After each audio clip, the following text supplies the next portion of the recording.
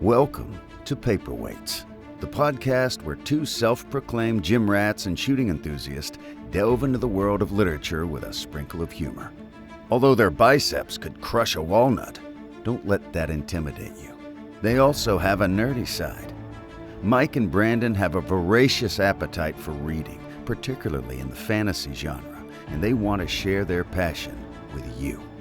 So grab your protein shake and your favorite novel and join us for a humorous and insightful journey into the world of books with Paperweights. Welcome back to another episode of the Paperweights. I'm your host, Brandon. And Justin. And I think the most exciting thing last night, Justin, was the betting on the Super Bowl. Yeah, it was fun. Our little group bet. Just keeping track of which one was true and everything was more exciting than the actual game. So yeah, we bet on a lot of prop bets like the Gatorade color and things like that for a little thing because none of our teams were in it, and it was fun. You won. Congratulations. I did win, and I'm not really a gambler. Most of the time, I'm like, I don't want to gamble because I usually just lose. So I'm like, whatever. But yeah, so won a little bit. Yeah, so it feels like forever. I basically finished the reading the day after we recorded last episode. Yeah, that's around what I did. So, but we are sorry, I'm a little discombobulated. We are sponsored by Mudcat Whiskers. So you visit their website, www.mudcatwhiskers.com. They are a Louisiana small business that specializes in beard care products and candles. All of the scents of the candles can also come in the beard products, and I use their beard wash, conditioner, and balm daily. I took a nap earlier and I didn't comb my beard, but it's still a little bit soft. But use code Paperweights at checkout. They got a variety of scents, or including unscented if you don't like scents, and get your beard looking as great as mine or Justin's today. So, all right, let's jump into our discussion. How do you feel about the book overall now that it's finished? I'll say it's kind of the same. I think it's definitely the weakest one of the four that I've read. Hopefully five's a banger. Like and when I say like weak, it's like an 8, while the others are 9. Like it's mainly the pacing and kind of the plot where it's kind of meandering for most of it. Dalinar really doesn't do anything in this book. You might as well not have had POVs. And it's just kind of meandering. Has some cool stuff. It's also not what I expect this series to be, especially with a time skip and its name, The Rhythm of War. But I guess that's just my fault. Like it's not like comparing this series to like The Wheel of Time, right? Which is like this obvious comparison. It's not really about like war or like epic battles. It's like there's like some in like the first couple of books, right? And like book 3 and stuff, but like it's not really about the war. Because like the war starts basically this book, and like it's really not in this book at all. So it's kind of interesting. And I guess the next book, the war is going to end in 10 days, so there's not going to be no more war. So it's just going to be interesting to see. Yeah.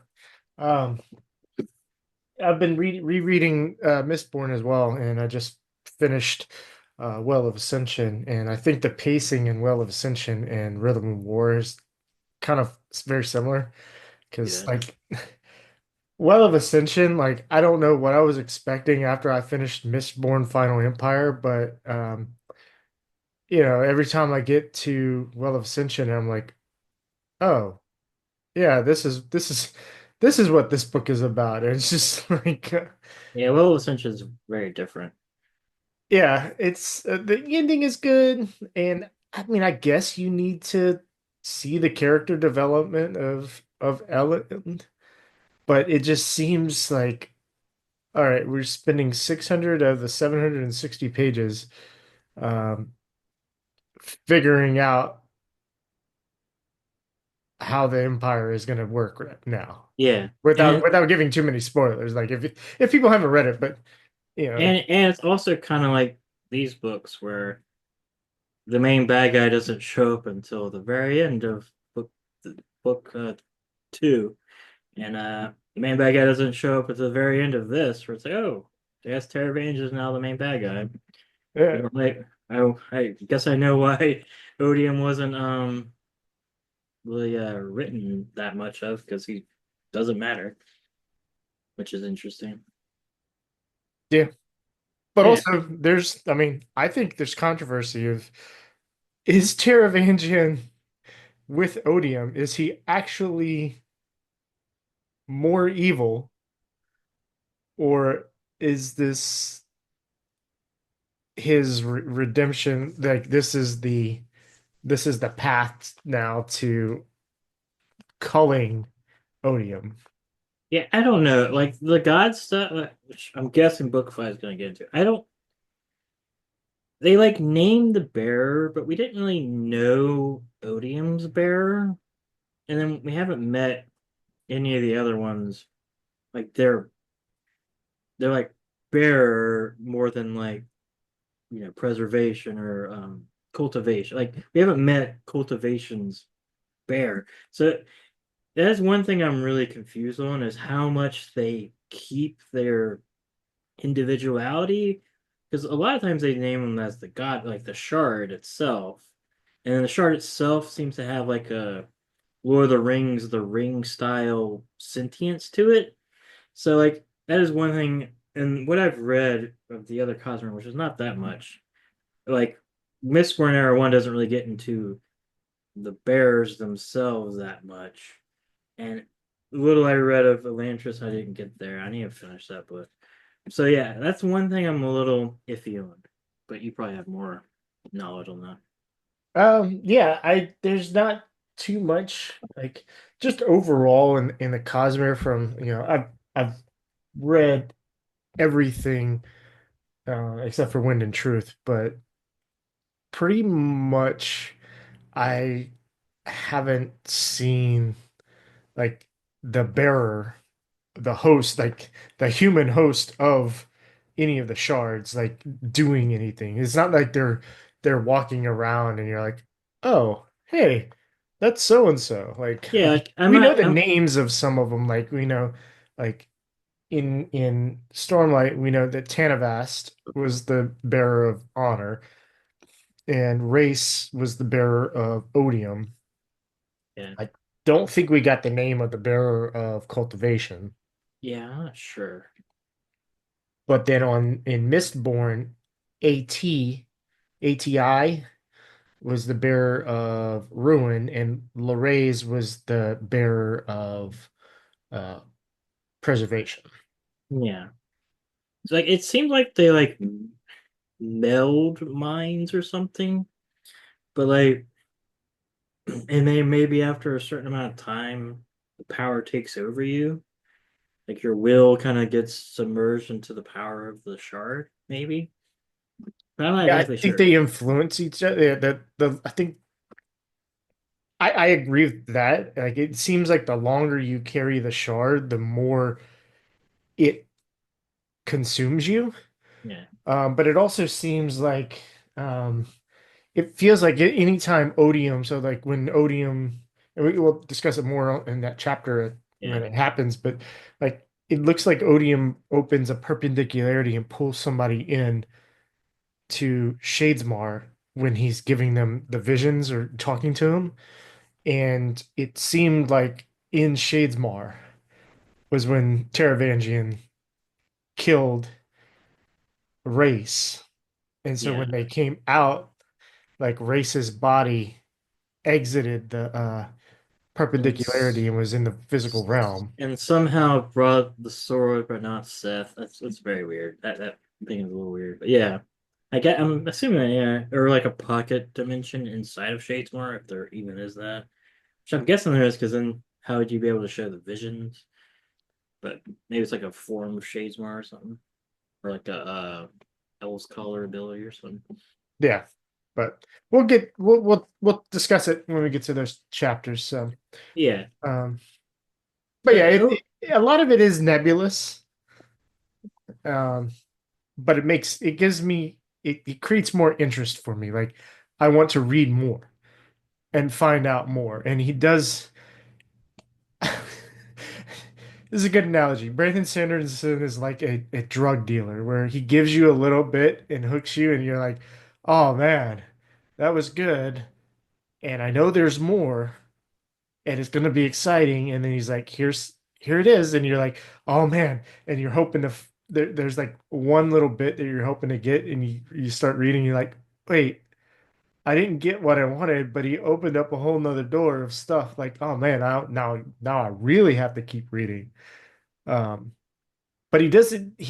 To me, he does it in a way where it's not like, all right, I'm tired of this. Like he never gives me what I want. He does complete things. He does give you like understandings of things where he gives big reveals that are like big enough to be like, okay, he's not just like floundering around.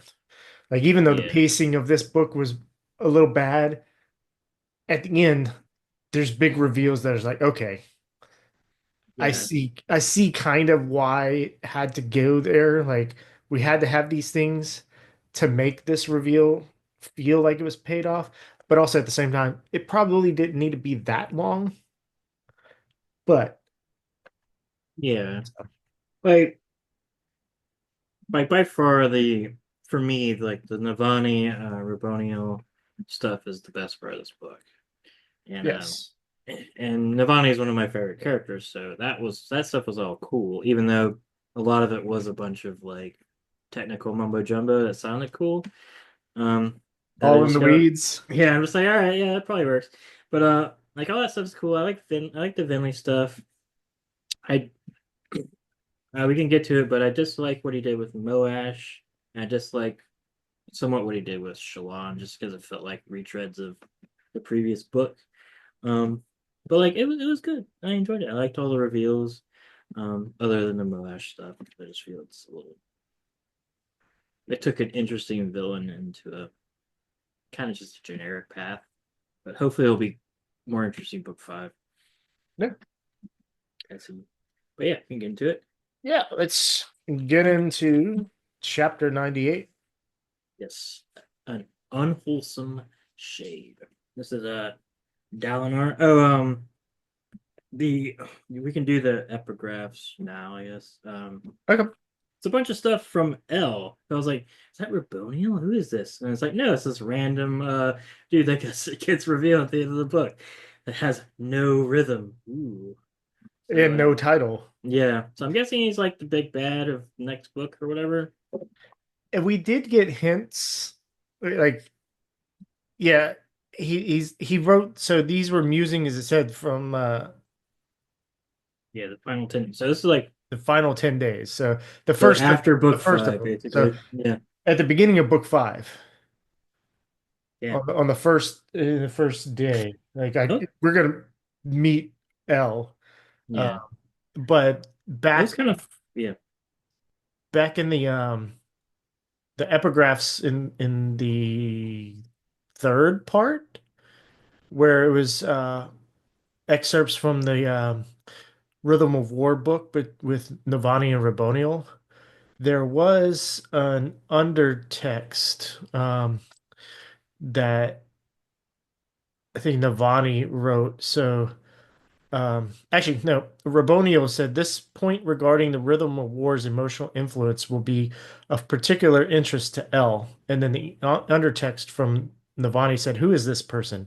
You use no title, so I assume they are not effused. Who then is L?"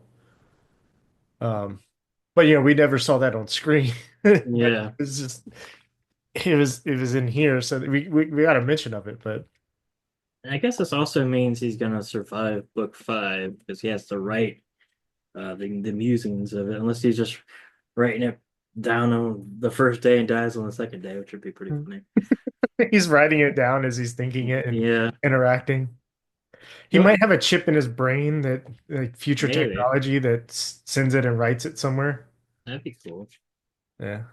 What he kind of reminded me of is once again Wheel of Time when he brought in Mordeth at the very like the last couple of books. It's like we need another new bad guy because all of our bad guys kind of suck, and we already killed off Rebonian. It was cool. So I'm interested to see what he's going to be doing. I guess he's And going to be of vital importance in book 5. again, I don't know if this is gonna have a reveal, but it's really weird. Um, in Mistborn, Elend, everybody calls him L, E-L. Um, obviously That'd be this crazy. this L is a supposedly a singer. Um, but But has no rhythm. has I no rhythm, but the horns, like the description of them was crazy. Yeah. But Well, yeah, you think a if it robe. was Ellen, that would be crazy. Yeah, especially consider what happens at the end of book 3. I don't think it's Yeah, I don't think it's likely. Ellen either, but it's like why are we reusing these names? It's like the Wheel of Time conundrum. Like, why are there so many Sarahs? True. Yeah. I don't know. Yeah. I'm guessing he's gonna be a main player. All right, we can move into the actual thing. This is the Dalinar chapter. He's still in a mule, like he has been through basically this entire book. He is analyzing the aftermath of the battle. And then basically he talks with the mink. Once again, kind of says that you know they're gonna get hard Herdaz back from the enemy first, basically. Um, After they get Alethi or it, Avatar back? they're gonna do that first because they need that to do a staging ground, and because Right. Yakovet is now in enemy territory, so they kind of have to do it. But he's like, "Yeah, we're gonna do that." Um, so that's more stuff that may or may not happen in 10 days. So probably not. Probably not gonna see that happen. Um, and then let's see. He goes back. That would be amazing if it did happen within 10 days. Yeah, I know. We didn't put in the contract how long a day is, so it's actually 22,000 years. But also, hey, look, I'm just gonna put this out there. Rosharan week is 5 days. 10 days makes 2 weeks. Fucking Dalinar and Odium put in their 2 weeks notice. That's true. Sucks that Teravangian is still bound by a contract to the previous user, but that's besides the point. Um, Yeah. yeah, then he goes talks with Sigil and the other Windrunner Bridgeport people. They found Ishar basically. And he's gonna go basically go see him. That's kind of it. Yeah. I really enjoyed the how he described like so Stargyle being the Lightweaver that's there, he was using instead of sketching, his painting style. And so like he made the map in like a painting style. Um, and it recreated what he saw when he flew with Sigil, when they flew near the Chikari camp. Um, that one was really cool. And then Seth, when he walked in, he's like, "Why is that guy Shen?" Like, he's like, all right, there's gonna be some answers to, like, I need some answers here. Why is that guy? Why is Ishar? Why does he look like he's Shen? So Yeah, and Donar's like, well, you see, we were all originally aliens, and the Shin are like the first people, and then they got repopulated, and then but the Shin look the same as as the original Vaders. But yeah, it's very complicated. I'm looking forward to going to Shinovar. Yeah, I'm excited. We're definitely gonna get a lot of Shinovar in the next book. Yeah. You ready to move on? Yep. All right, Chapter chapter 9. 99, Not Bound. This is a Yasna chapter, one of the few. She's with Wit. We get kind of confirmation on their relationship ish, whatever it is with the immortal being. It's more like he's like super smart, so she's like, ah, you're pretty cool, even though I don't really want to be physical with you because I don't really like being physical with anybody, which is fair enough. Um, and they're kind of they're talking, and she's going over the heralds information that they got, and they're trying to. She's worried about how Odium can see the future, and like how it means that like what they do is kind of screwed up, and she's also has a lot of like inferiority complex because she's like, I spent my entire life doing theories, but then like actual stuff happened, and now there's like superpowers and everything's crazy, and I'm in over my head, even though I knew about this shit like 30 years ago or whatever. So she's feeling all crazy. Um, which is fun seeing Yasna kind of freak out a little bit. And like Um, I think she mentioned like a couple of her theories were proven wrong at this point. She's just like, oh, fuck, okay. yeah, she's like, I spent like years on a theory that I just asked the guy that was there, and he told me no, it was because of like a joke or something that got translated through the histories. Because it's just like, well, I wasted a lot of time on stuff that didn't matter apparently. Um, yeah. They talk a little bit about the contract. He thinks it's a good one, but also we kind of know it either way it gives what Wit wants, which is odium contained to Roshar. It's kind of what he really wanted. So either way, um, we he did the contract last reading, right? Yeah, yeah. So Yes. so we know all the contract stuff, which is gonna be fun. And we get a vague thing of like what it's like. It's not gonna be a duel. It's gonna be something weird that you're gonna have to read about next book. So we'll see what that is. Um, some sort of weird trials. Um, yeah, and yeah, Wit gives a little bit more information. He's a man that is not bound, so he has no shard, but he is a something. Yeah. He specifically said he's because she asked, "Is like, what are you?" He says, "Someone who wisely turned down the power the others all took, and in doing so gained freedoms they can never have again." Yeah, we also get maybe his original name, Saphandrius, Safan, yeah, something like that. yeah, So that is his name. his given name. So yeah, I wonder if Midius is also one of his names, because Midius was mentioned somewhere in one of the in Kelak wrote it in his journal, and it was in the epigraphs. He said, Midius once told me we could use investiture to enhance our minds, our memories, so we wouldn't forget so much. That actually reminds me of yeah. I mean that's what he's doing. So Alindi. I think it no, it wasn't Alindi, huh? It was Quan. what? Quan was the guy that wrote the epigraphs in Well of Ascension. No, maybe. Where yeah, where because he was like my mind Well, it's because he's writing them in he was metal. writing Because in it steel, but he said his memory like he didn't need ferrochemy. He didn't need copper mines to store it, but he had a memory that could remember a whole lot more. Um and like the uh the terracemen were jealous. They were like, "How do you remember so well when you don't have yeah, copper mine?" and then just like Wit, he was getting mind wiped by a god. So there's that. Yeah. These tricky gods. Uh, yeah, good stuff.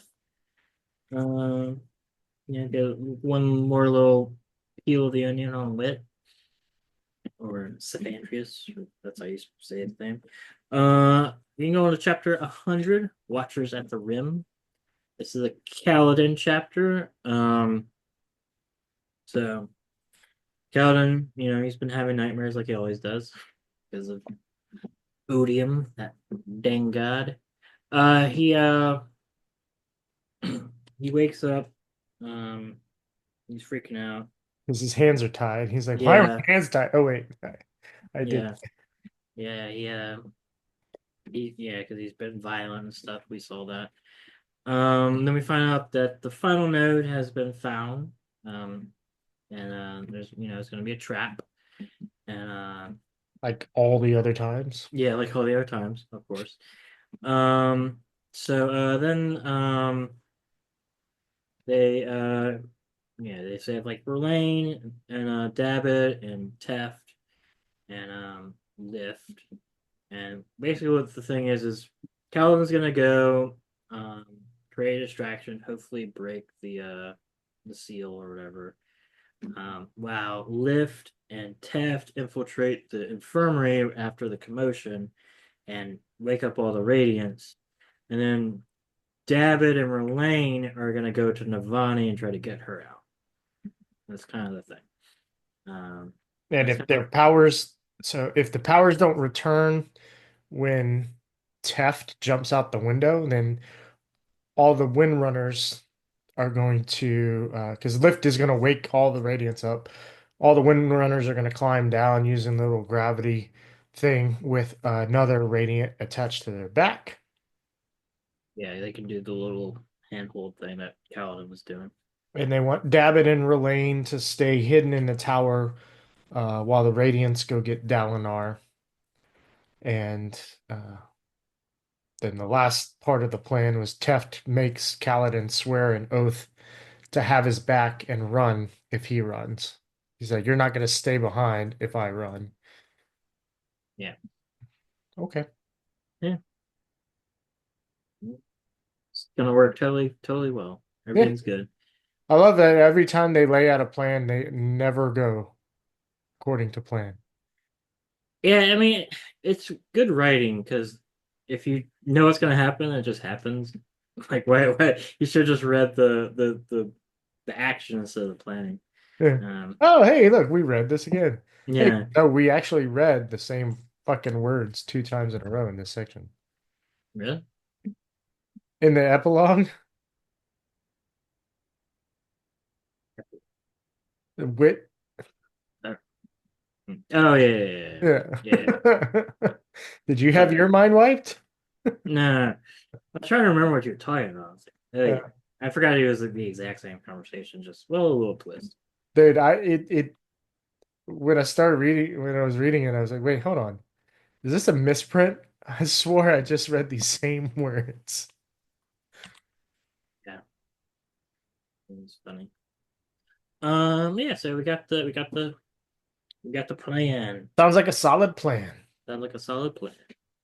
And we go on to chapter 101, Undertext. This is Dalinar chapter.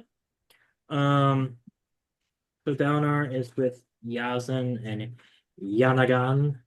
They are meeting with the Aegis. And it's all like I like the description of like the Aegis tent or whatever with all the different stuff in it.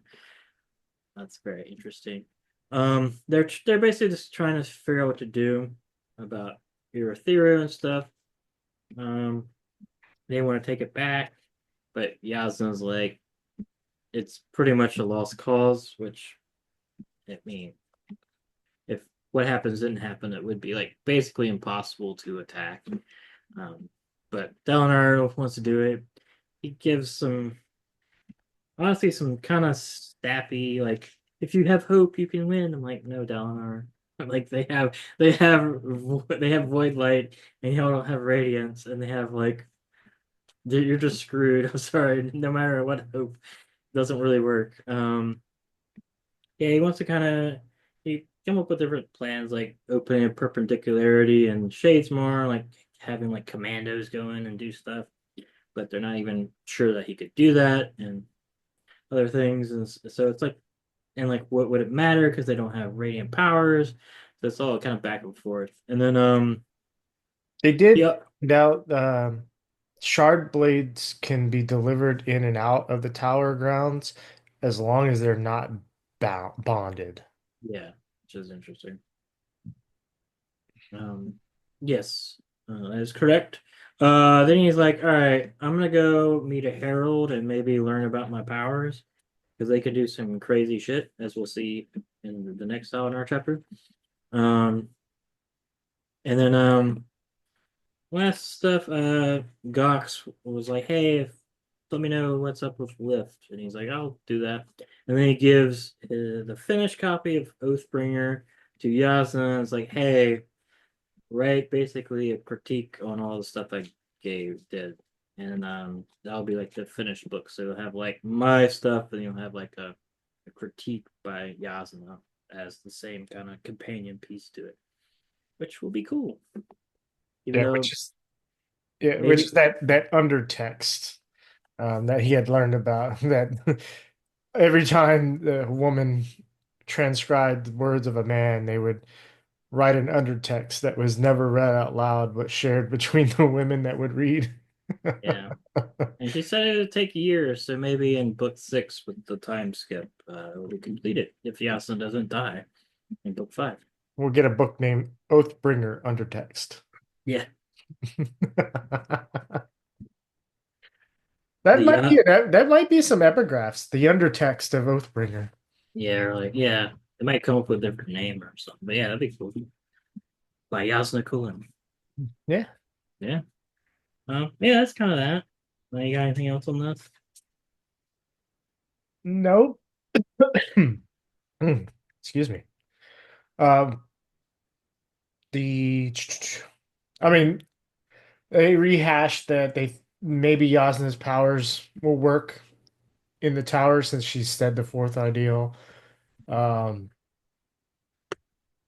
and then Wit and Yasna are actually going to write the contract instead of talk about it um, for Dalinar to present to Odium. So Yep. We got chapter 102. A high storm coming. High storm coming. This is a Vinley, Navani, and Kaladin. We got all three. A POV chapter. Um, First one we got Vinley.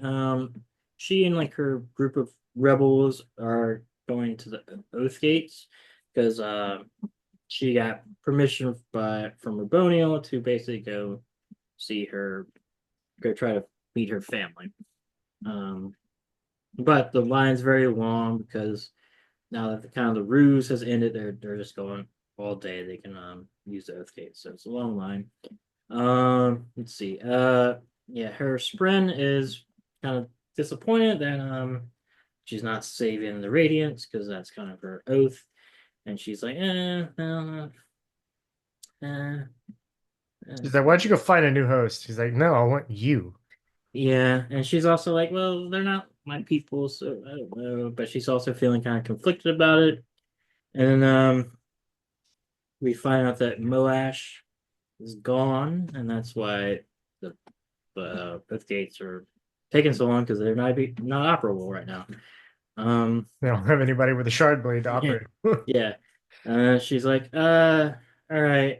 She's like, all right, the high storm's coming. Everybody get inside. It's gonna reach the thing. So then she kind of runs inside. All right. Let me switch over to Navani. She is still reeling from the fact that she made like a weapon that can kill Spren, and she's kind of freaked out. Then Moash comes and he wants to like kill her. But Rabonio kind of stops her from doing that. Um, she does some praying and things like that. Yeah, because guess what? Odium wants to kill Navani, so it fucks up with Dalinar, right? Basically. Yes. Yeah. So yeah, but he gets put off for now. Um and then basically she finds the Scarlet Dagger when Roronio killed her daughter. It still has some charges. She's like, ooh, I got a weapon that can kill an immortal. Well, Verbonio also gave white sand to Moash, Oh yeah, just to see the invisible. and she gave him the spring killing weapon, which is gonna come into play later. Yeah. Sorry. Yeah, so he's armed with a dagger to kill Spren and sand to find an invincible Spren. I found it funny when Moash was talking to Navani because she called him a monster. And then he starts asking, he's like, "Oh, well, who's the monster?" Like, your your uh your son sent Rashon, or he sent innocents to die, and then he sent Rashon to kill innocents at Kaladin's village, and then he like uses the word queen, like he's like queen as like almost like sarcastic and insulting, Yeah. kind of derogatory in a way. And she's just like, "Oh, okay, whatever." I think it tied in because Raboniel had stripped her of her titles.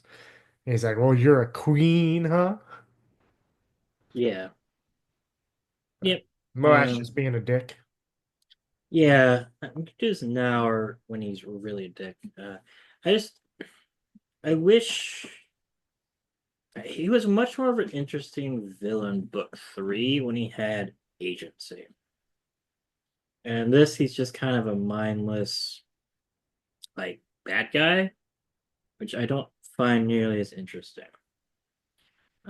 So it's just a little disappointing. I hope Yeah, he I don't find like I get what you're saying. Like as far as following him as a character now and seeing what he's doing, it's not interesting.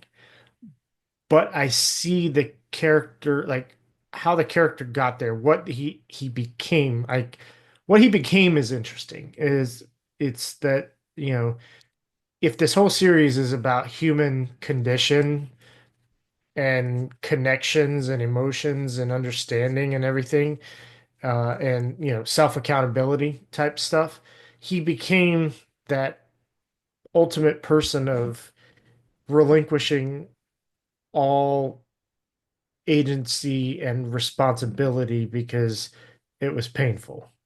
And yeah. that is the antithesis to what Kaladin is becoming and what the Radiants are becoming. It's an anti-Radiant. Yeah. I just find it not as interesting because what he was in the other books was a reaction to the like brutality and neglect of like the Alethi society, which you know, right or wrongfully is what produces a person like Moash. So like him, you know, wanting justice for his family and stuff for killing the king, while you know, wrong and things like that was an interesting way to do it. Him, you know, getting with the listeners that Kaladin was with and kind of being like an anti-Kaladin and maybe like becoming a listener, like raising up and stuff like that. And then he just kind of turned into nobody's gonna get this reference, but in Vampire Diaries, the vampires can turn off their humanity and they're just like they're still themselves, but like they don't give a shit. That's kind of what Moash is. They took away the pain. It's literally the Vampire Diaries thing, and they're just kind of like evil people that run around and kill stuff until they like get guilted back into getting their humanity back, which is what's kind of gonna happen with Moash. It's just less interesting. I mainly because I feel, and we'll get to it in the Tef confrontation. I feel like it would have been more interesting if he was like more of a character in that confrontation than just kind of like, I am evil, Teft, you must die. Tef's like, I guess I'll die. Yeah, it I don't later on, he did have that moment where he was open to feelings, right? Yeah, it's when he Like got blasted by the light of the sibling and stuff. So like it's probably gonna happen. It's just this book was kind of I low. feel I kind of almost wish he got that happen. Sorry, that was terrible English. I kind of wish that happened to him during The Teft fight. the Teft fight. Yes, that would That have would been have much made it better. a whole lot more interesting. Exactly. Maybe like she bonds the sibling right as he's like slashing down and like kind of like gets blinded and he like comes to as he's slashing him in the face or whatever. That would have been really cool. He's like, "What have I done?" and runs away. That would have been cool. Yeah, it's just like I think Moash is a cool character. I think he could be handled. Hopefully, in book five, he's handled a little bit better and more interestingly. But yeah. Other than that, like it's the one big miss of this book, besides the pacing for me. Yeah, I see that, but he is a character I love to hate. But Yeah, I it just is kind of just that one dimensional, and it's not even like it's not even a uh, Ramsey Bolton type thing either, because like Ramsey was just evil as sadistic. Yeah, fuck and just did whatever he wanted to. Um, but it was more like the way he went about it was more interesting. yeah. Or like even if they just kept him on the trajectory of book three, where it's like he's like basically becoming a violent revolutionary, where he's like, the singers are right, odium's awesome, like sucks I have to kill my friends and stuff, but this is for the greater good. If it like that would be more interesting than like take the pain away, Kaladin, we can just live free in blissful ignorance and stuff.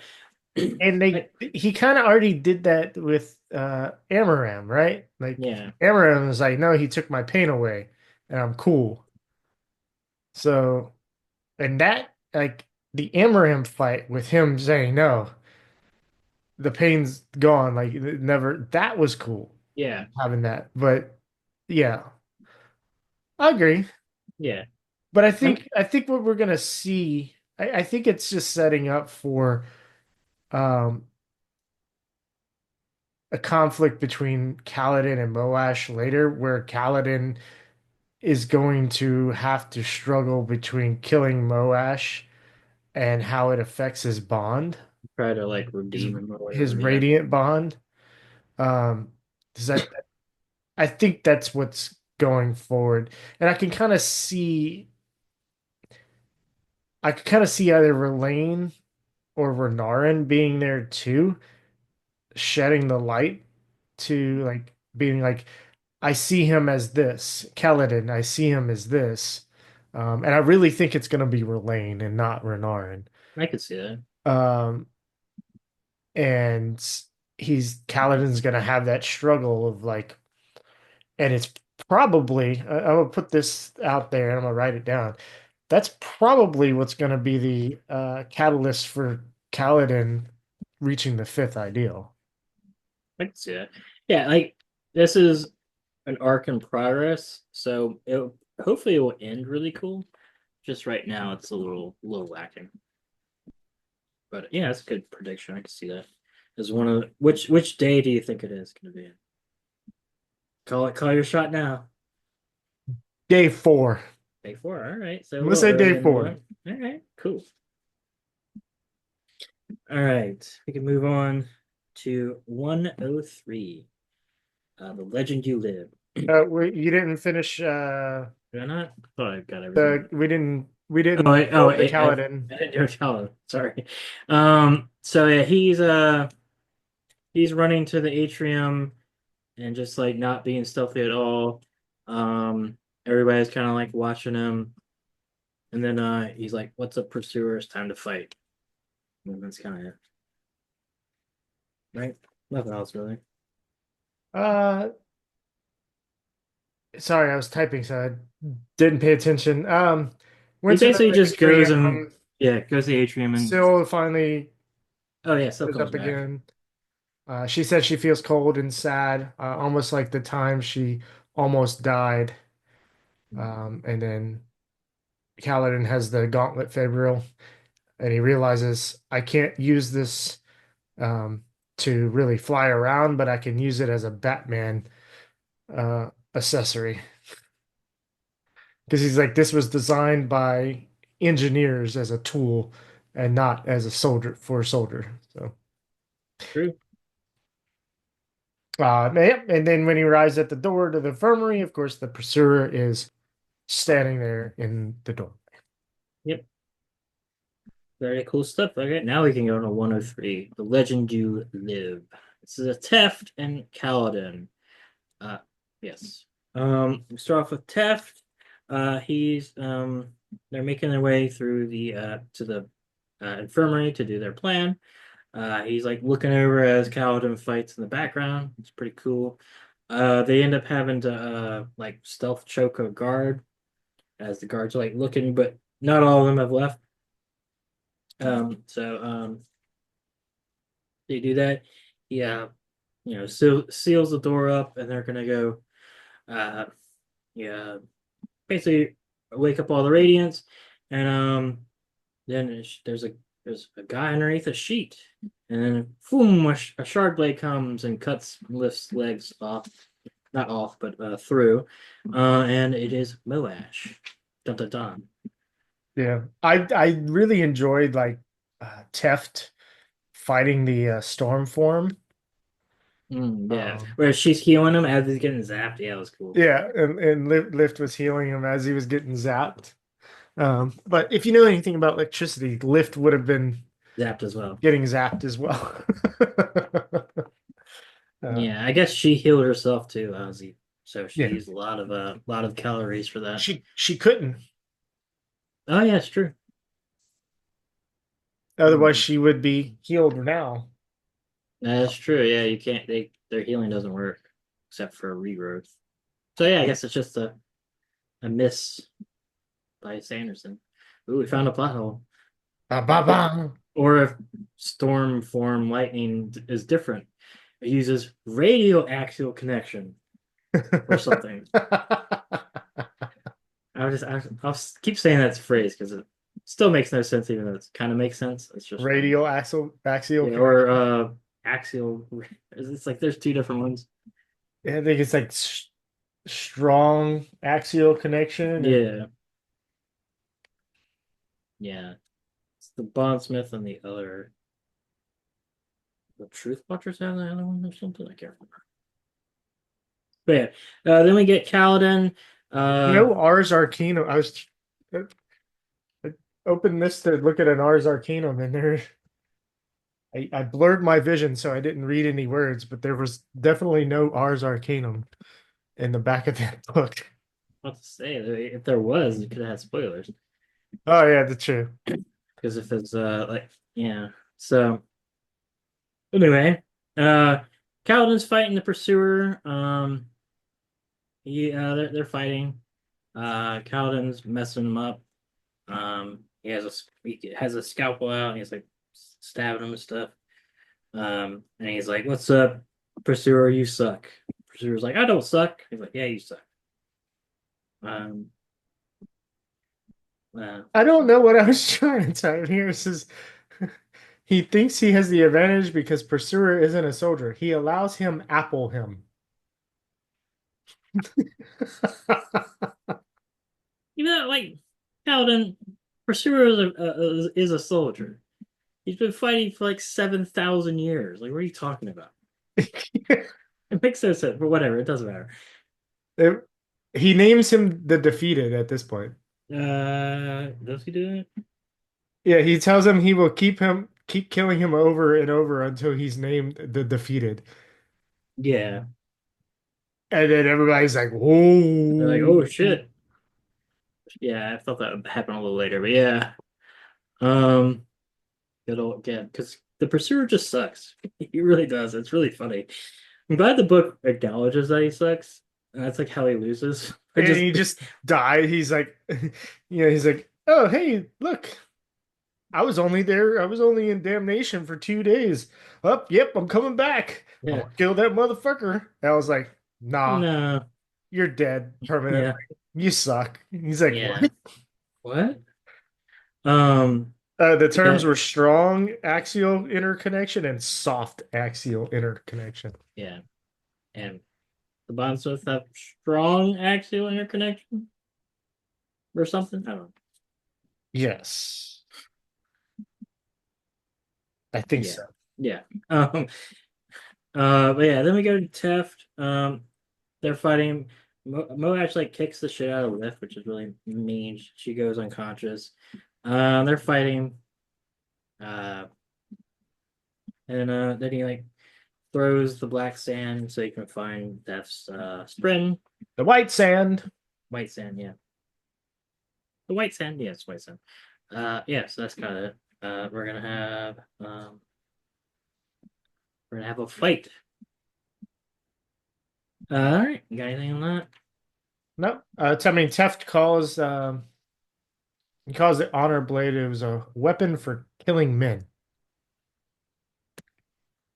Yeah. The yeah, the Windrunner honor blade.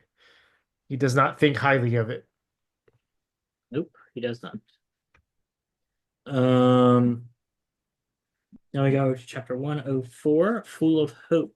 We get Verlaine, Kaladin, Finley, and Tef. Got a lot of dudes. Verlaine and Dabbit are trying to go to Navani and they get stopped by guards and they kind of like basically fail a deception check and the guard's like, all right, I'm gonna go see the supervisor. And they're like, shit, all right, fine. And they kind of just run away. Um, that's kind of that. Kaladin, he's fighting the defeated one. He's like grappling them and stuff. All the heavy ones and everybody's like watching them. He's like, I don't fear you. You're dog shit. The prisoner's like, no, I'm not. You're the defeated one. You're the defeated one. And he's basically doing the thing where he's like getting rid of his body so he can kill the last one. And then doing death by 1,000 cuts too. Yeah. Um, and basically, yeah, he's getting mental warfare happening on him. He's got some good lines here. I am death itself, defeated one, and I finally caught up to you. Yes, it's pretty baller. He's saying this in front of all of his friends. Yeah. It's kind of like if I went to my a rival dad in the neighborhood and is like, hey, in front of his entire family, hey, you want me to come smoke some ribs for your family? Yeah. Or Like, what's his name? Ted from Jingle All the Way, the dad that lives next door, yeah, yeah. the sleazy dad. He's like, I'm gonna come over and help you hang your Put the Christmas. cookie down. Put my put my wife's cookie down. It's a good movie. Put the cookie down. I love that everybody was didn't recognize that it was the Arnold Schwarzenegger in the Turbo Man suit. Turbo Man, yeah. Turbo Man. It's like he's standing right in front of you. You can see under his visor. Yeah. People hate on that movie, but I like that movie. It's fun. I like it too. But yeah.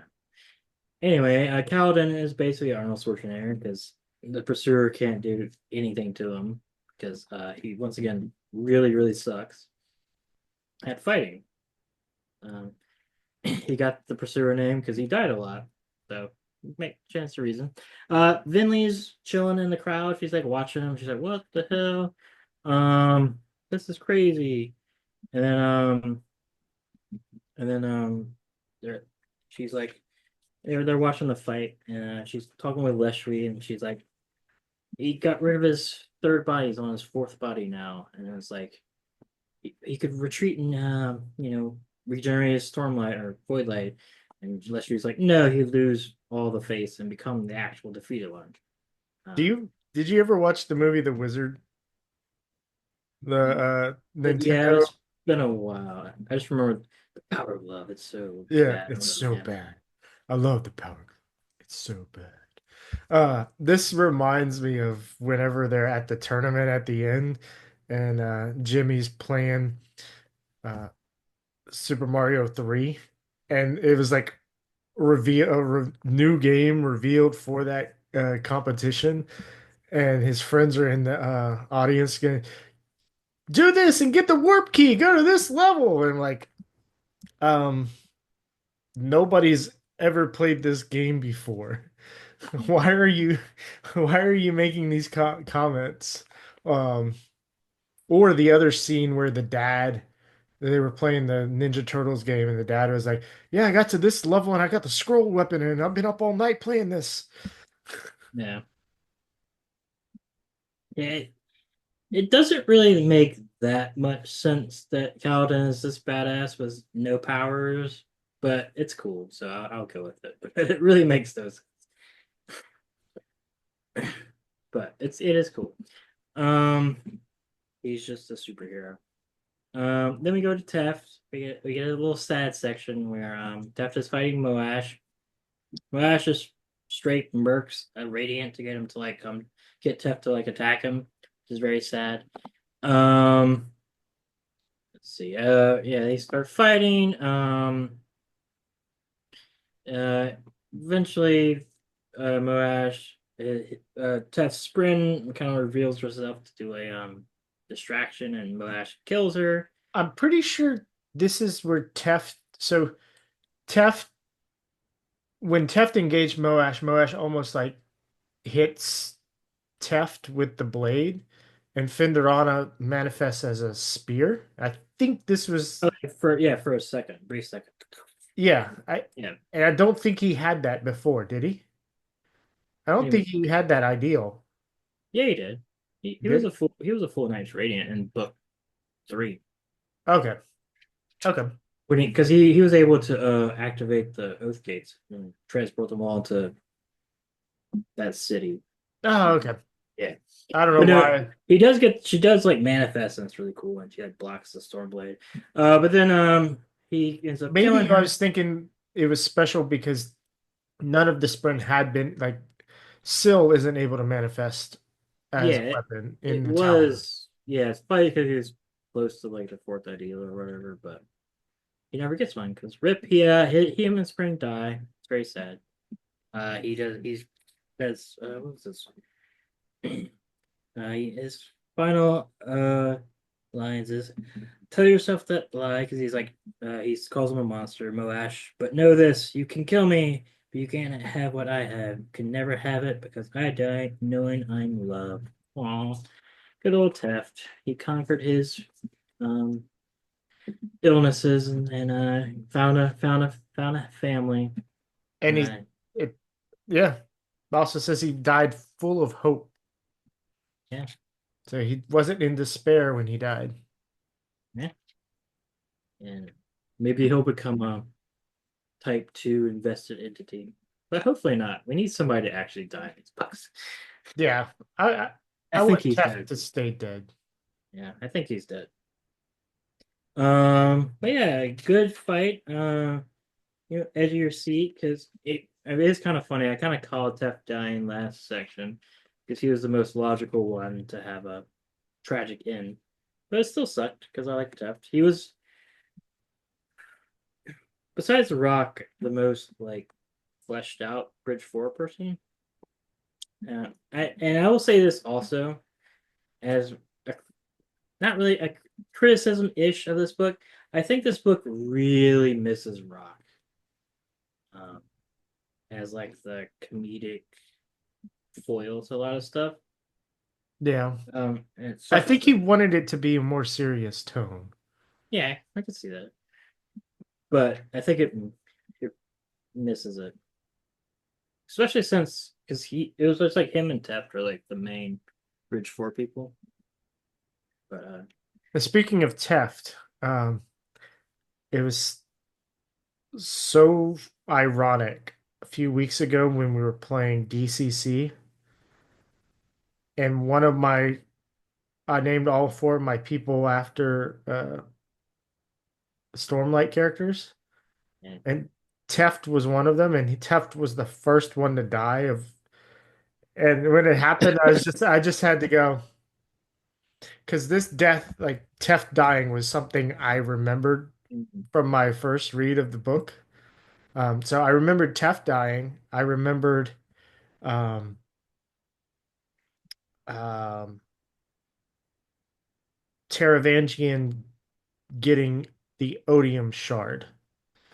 So those are like the two things I remembered, but I didn't remember any details leading up to them. I was just like, okay, I know Teft dies. I don't remember how, and I remember that Taravangian gets the odium shard, but I don't know how. And You didn't remember Navani bonding the sibling?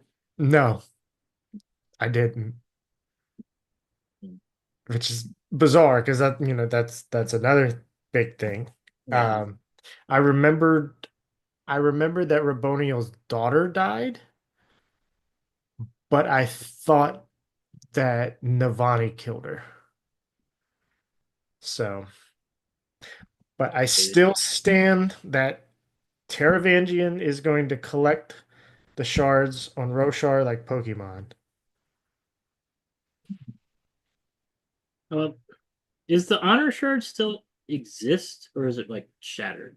It's We don't know. it's splintered, which means there's powers of it somewhere, but I don't know what splintered Is means. that maybe why Kaladin's so powerfully has like a splinter of honor in him or something? Do you think that? Possibly All right, I'll put that down as a prediction for book five. either that or Dalinar. Or either that or Dalinar, yeah. One of those two. Like, I would probably say Dalinar more. Or, I mean, it could go either way because, like, the Stormfather being a Spren, like, the Spren that connects a bondsmith to honor, I could see that being, like, him. I could see Dalinar bonding the Stormfather, the cause of that being that he has a splinter of the shard. But also I could see the same thing with Kaladin because Syl being the daughter, an original Yeah. daughter of the Stormfather. And he's so OP. He's like so incredibly OP. He kind of has to have like demi-human, demigod type um abilities. Uh, but yeah, it's interesting. And Rip Teft, And we were Findorana. and Fenderana. She was the big sprint in that book when they were all like gathered by the when they were like testing out the Windrunners and they had like the like all the sprint I watching. There think was that so. big one. I think that's her too. Kind of sad she never had that much screen time. Yeah. Because I think okay, so I know Ink Spren, they all look human in the physical realm. And I think Findorana usually, well, I mean, still usually goes around looking like a human too. Yeah, I think But I think honors. Findorana is always like human size. She's the size of Taft. Yeah, She's always big. yeah. She felt special, but in the like I thought she was a hierarchy, like bigger in the hierarchy, but we never really got into it, so I'm not exactly sure. All right, we can move on to chapter 105, Children of Passions. This is a Kaladin, Moash, and Navani chapter. So we start off with Kaladin. He's fighting the pursuer, and he like shoots the gauntlet. He like slams the gauntlet into him, right? Is that what happened? Like slams him into a wall, which was really cool. And then he's like, "Run, you suck! Run, you're the defeated one!" And he's like, runs away. And Kaladin's like, "Ah!" And everybody's like, "Storm blast!" And all cool. And then, guess what happens? Not Moash. Teft's body just kind of falls to the ground, and Kaladin freaks out. I don't really know how Teft got so high. I guess he like because I guess the lashings of the honor blade work. Yeah, Um, Moash flew up and dropped yeah, it. yeah. That's what I understood. Yeah, I guess. Yeah, I guess he can use void light. Yeah, I'm guessing. No, Because he he. uses Stormlight. Like later on, it says he uses Stormlight, Hmm. but it's not the bond. Like I don't think Yeah, it's not a bond. Yeah. you don't have to bond the Honor Blade. That's So the whatever's happening in the tower is affecting the bonds. Um, it's affecting the bonds between Spren and Shard Blades. Well, don't you have to bond the armor plane though to like use it? Because you No, can make it disappear. Is it not a bond? Or is it something different? I don't remember. it's something completely different because they Seth mentions it a lot of times that there's no like the heralds, the power of the heralds with their honor blades, there's no boundaries. Like they're not bound by anything, so it's complete freedom. And so like with the Spren and the shard blades, they're bound by the bond between the oaths. Yeah, but the armor blades are bound to a person, right? Or no? I Because don't they, because think they, cause so. but they disappear. You can summon them and stuff. So You can, but I don't think it's this. it's not the same thing. It just It's different. If they have to bond them, it's completely different. yeah, it's some sort of other technology that we don't know. But Yeah. yeah, yeah. So he drops him because Moash is a dick. Partner Kaladin won. Yeah, rip the pursuer. You're now the defeated one. Um, and yeah, all your thousands of years of reputation gone like that. So everybody just beware. Reputation is fleeting. But yeah, then Moash kind of lands. He's like, "What's up?" Uh, Kaladin's all messed up. I'm gonna go kill Navani. Uh, so and he's like, just chill and watch Kaladin. He's either gonna kill himself or he's gonna become one of us. And he's gonna, And don't interrupt him. yeah, Like let him just do his thing. yeah, He's cooked. because we want him to become our champion, but he doesn't. Um, so yeah, he's like, all right, peace out. I'm gonna go kill Navani. And then Navani's like, she's chilling in her room. She hears all the commotion. Oh, he also destroys the node. Moash destroys the final node of the sibling. Um, Navani is there. I did Um, make a note here that yeah, Moash, like afterwards, um, he said he mentioned he searched inside of himself and then realized that he had reached his potential because he felt nothing. And that's like what he wanted. Like he didn't want to feel the pain of losing people of anything anymore. So yeah, he was happy that he doesn't feel anything. yeah, yeah. He is a monster, as Taft would say. Um, yeah. She goes over to Rubonio and with the dagger and Rubonio's like, all right, you need to leave because Malash is gonna come kill you and I can't stop him. And then but she Navani had basically activated one of her pain reel traps, and then she basically coerces Rabonio to like walk with her and into a trap. She kind of collapses, and then yeah, she has the dagger. She's gonna murder Rabonio. It's gonna be very sad. That's that. It was cool, seeing the traps work. Yeah. That was pretty cool. I didn't think I forgot about that, but it was surprising when Rabonio just collapsed to the ground. Yeah, Yeah, she wants her to take the copy of the notebook and the anti-void light plate and escape the tower. She's like, she says, I obviously want the singers to win, but the next best option is for the humans to win and for the war to not just continue to go on as it is. So both sides are going to have this nuke technology. Yeah, this final final. I mean, it sounds. I'm Final trying to think solution. yeah, I was trying to think of a better term for that, but it is kind of that. It's a mutual assured destruction type stuff. Right. Also, at some point, Raboniel called. She's like, "Bring me word of deeds and the night known." And I was like, "The fuck?" I guess they're two regals. Yeah, And at some point, we got a hierarchy of the singer society where it's the fused are on top, then there's regals, and then there's singers. yeah, So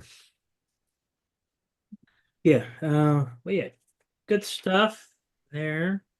Let me go to chapter 106, 100 discordant rhythms.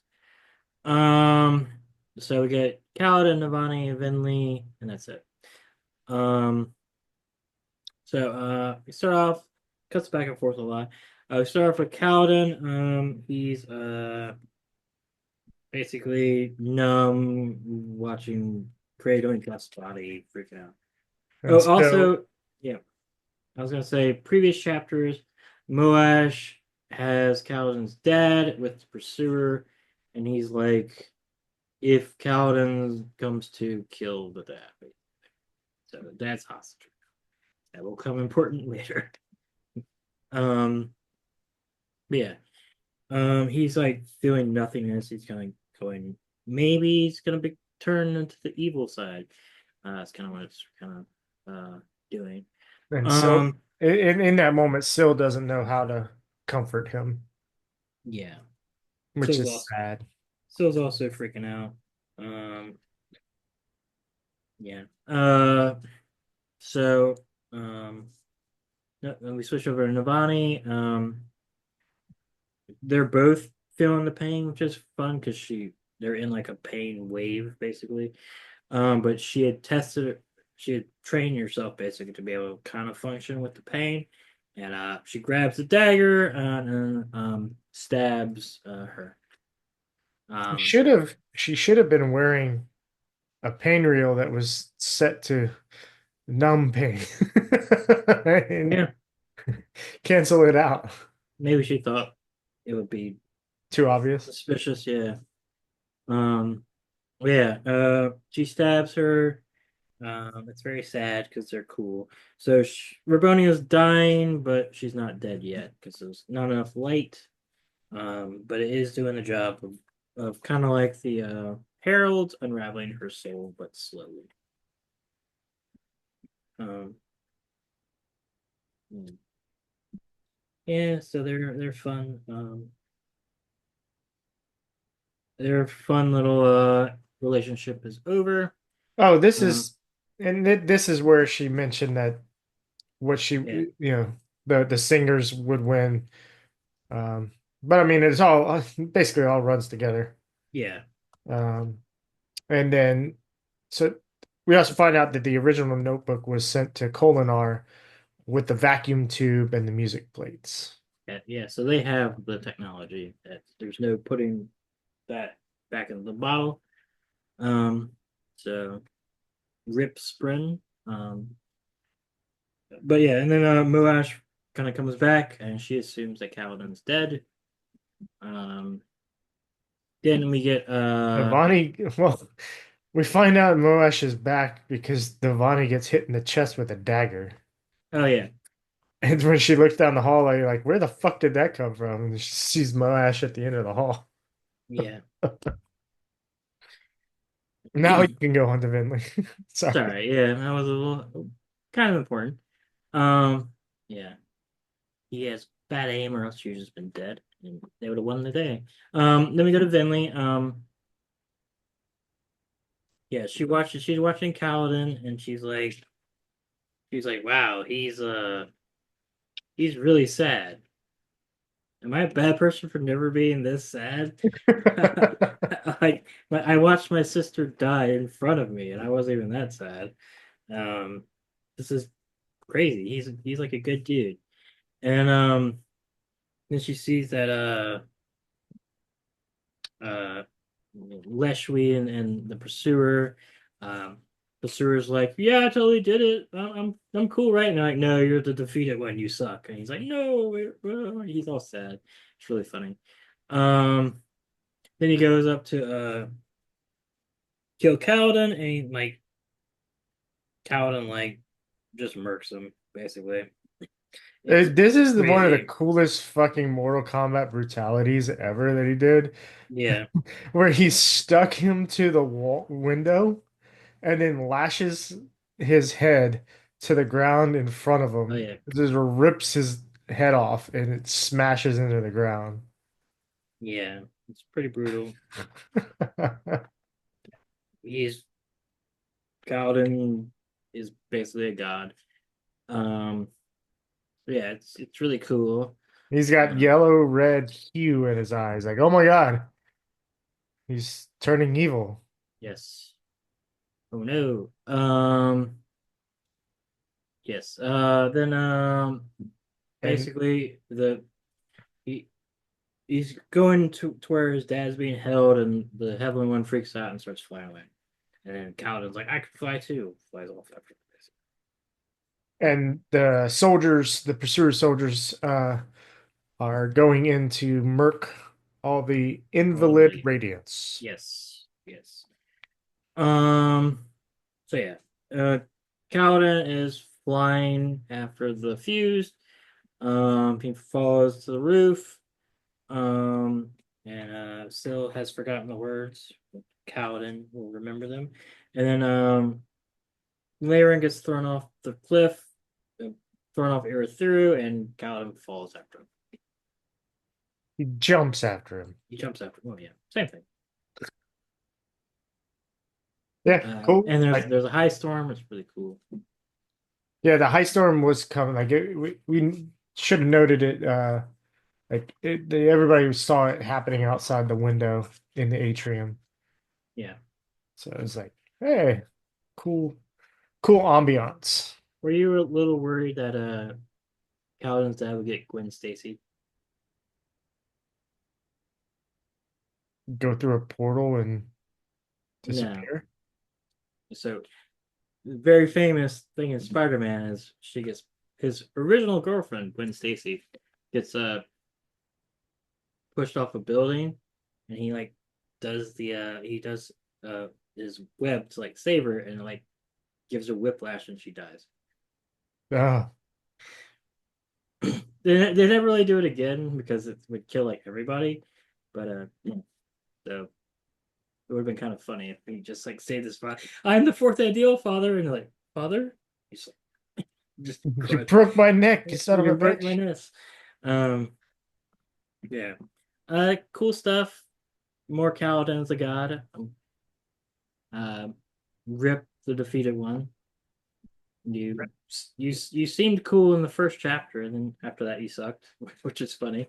Right. Um, More cool Leshwi stuff. We didn't really go into that much, but she's cool. Um, we go to 107. You got any more? Nope, that's it. There's gonna be some cooler Leshwi stuff later, but True. yeah, you're starting to see more and more. Like, she's like, "Oh yeah, all right, let's get away from all this. This shit's fucked." Mhm. All right. Uh, Exciting. 19. Jeez, Chapter 107. my mic fell over. 107. Yes. We get Navani, Dalinar, Kaladin, and Vinley. A lot of people.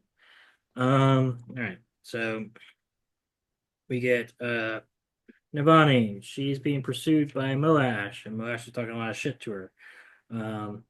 Then she's running to go to the pillar to like bond the sibling. Um, as Moash is walking down, Robonio's like, I'm not dead, and attacks him. Starts stabbing him with like the dagger that's draining away his stormlight and messing him up. And she she goes over to the pillar and starts talking to the sibling, but she doesn't hear anything except for the rhythm of war. Dun, dun, dun. Now we get Dalinar. Dalinar is he's going towards the Herald, but then the Stormfather's like, "Hey, what's up? Something dope's about to happen." And he's like, "All right, cool." That's kind of that. He's gonna get shown the vision of what's happening with Kaladin. Stormfather calls Kaladin son of Tanavast, by the Yes, way. yeah. So maybe he does have a little shard. Maybe it's been in our face the entire time. We shall see.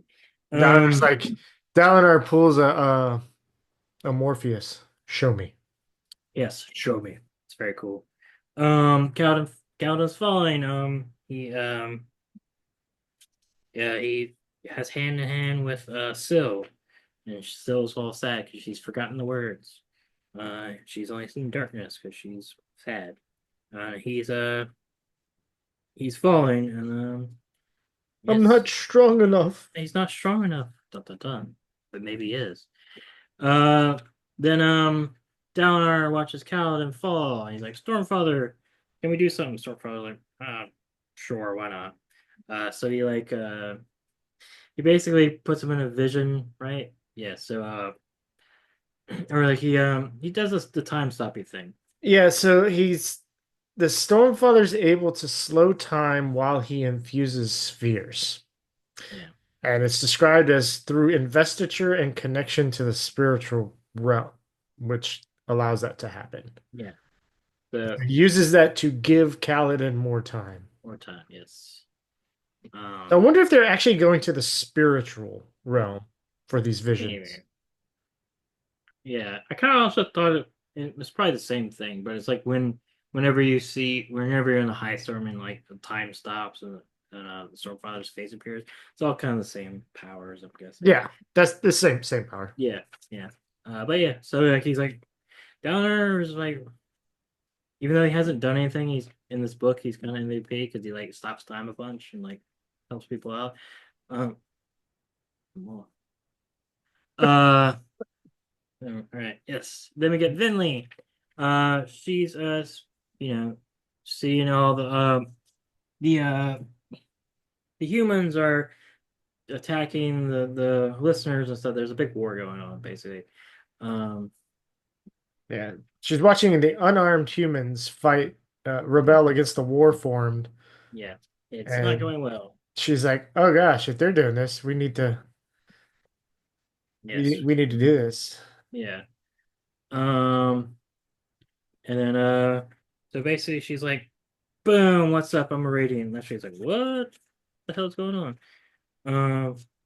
Oh well, so Leshu is like, "Hey, we can't attack, we can't stop this because I need Raboniel's permission to countermand the pursuer's command to kill." Yes. At which point, Timber's like, "Hey, bzz, bzz, bzz, bzz, bzz, you should show Leshwi what you could do." Yep, and she does it. Boom. And she does. Yes. Then we get Kaladin. He's going and he's floating in darkness. He talks with the Stormfather. And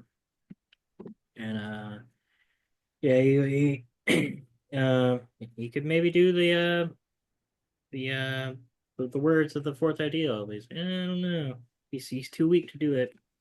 He hasn't had the right opportune time yet. He hasn't gone to heaven. Yeah. Yeah. So it's bad. Oh, maybe Kaladin's gonna fail, and die. Just go splat. But we'll see. Spoiler, he doesn't. Yeah, he probably doesn't. Then Dalinar is like, "What's up? We need to give him more time," and he is gonna use connecting him. And with what? Ooh, with what? With what is he gonna connect him with? His brother. Turns out. Yeah. Spoiler alert. Sorry. Oh God, I didn't read it yet. Yeah. Yeah. Cool, crazy chapter. A lot of POVs going around. Yeah, We get I really did. So the whenever Sanderson does something, because it's like, what are you doing? It's like connecting him, uniting him. It makes me wonder if he's misdirecting. Like, I wrote like, so is Dalinar uniting Kaladin or uniting Honor? Because I was like, maybe but well, we know now he was uniting Kaladin. maybe Tien is Honor. Maybe when Honor died, his shard went into Tien, and then Tien was like, "Peace out, I'm gonna go find Chaozu." Yeah, Yeah, maybe. Yeah, cool stuff. Um, it is really funny that his brother's name is Tien. yeah. Um, for all you Dragon Ball Z fans out there, I wonder if Saracen has to be a DBZ fan. You think? Probably. Yeah, he seems like that kind of nerd to be a DBZ fan. So Yeah. Let me go on to 108 moments. This is Kaladin, POV. Uh, Kaladin's being connected by Dalinar. He's in Amriam's army. Um, basically before his brother died in that fight. Um, and then he meets his brother and he gets to talk with his brother. It's very, very cute and very cool and moving. Uh, basically learns that like kind of the same thing that he's been kind of beat over the head. They're like, hey, guess what, Kaladin? It's in the first ideal. It's a journey, not the destination. Everybody dies, but if you can, help people out and stuff, it's worth it. Um, it's almost like it's the first ideal. But yeah, he gets to talk with this stuff, and yeah, he gets to maybe this is his brother, maybe it's God or honor or something. But yeah, he gets comforted by his brother and is able to say the words. I, I accept that there will be those I cannot protect. He also gets his. Do you think this manifested the horse? I don't think it did. I kind of think it did. Some of it makes sense. Wait, Um, what? Say it again. hmm? During this like whole connection thing, did it manifest the horse in the merchant thing? I don't Uh, know. I don't know. Maybe. Maybe it's so convenient. I have to feel it's God stuff. Um, yeah, yeah, because he gets a horse. Yeah. Uh, try to keep track of him this time. I worked hard on that, and then Cowden dropped away suddenly. The wooden horse evaporated in his hand as he fell. So I kind of feel like that's a god horse that he finds later. Um, but well, I guess we'll see. Then he got things and he was able to get cool storm shard plate. A lot of other stuff happens, but you can get into it. Yeah, I didn't make very many notes.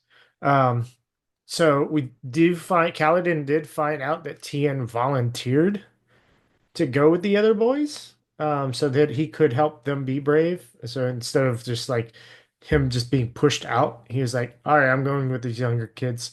I think that helps Kaladin. Um, of course, Tien uh, helps Kaladin realize that the moments he made along the way with everybody are what matters, and that's the first ideal, the journey before destination. Um, I really do think it's the spiritual realm that they're in.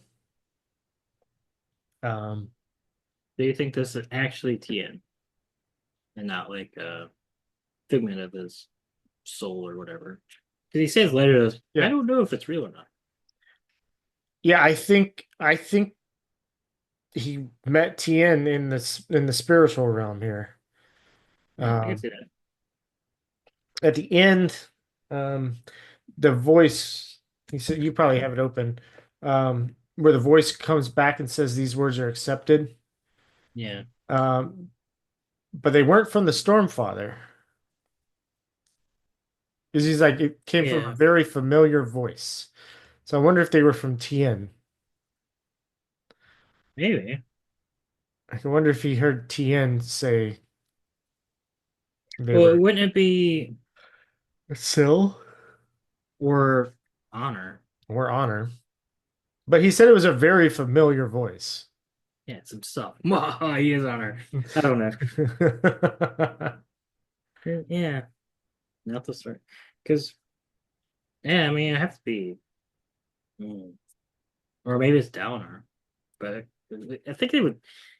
It's weird if it was Downer. I probably would say Downer. I heard Downer's voice say that, and then you'd be like, "Oh my god, you can like accept stuff." It's one of these things that I mentioned earlier. It's like I'm uniting him. Yeah, Like but like if it's not Tian though, because he would have said, "I heard Tian's voice say these words are accepted." I would assume. and I think it I has mean to he's already be. out. He's he's already out of the vision at that point.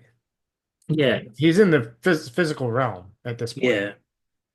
So he could still hear it. Well, no, he's still hearing them because he's like. Besides, I know the words. Say them, Tian whispered. I have always known these words. Say it, lad, do it. So say it, lad, do it, I think is Taft's voice in this. At least that's where I got.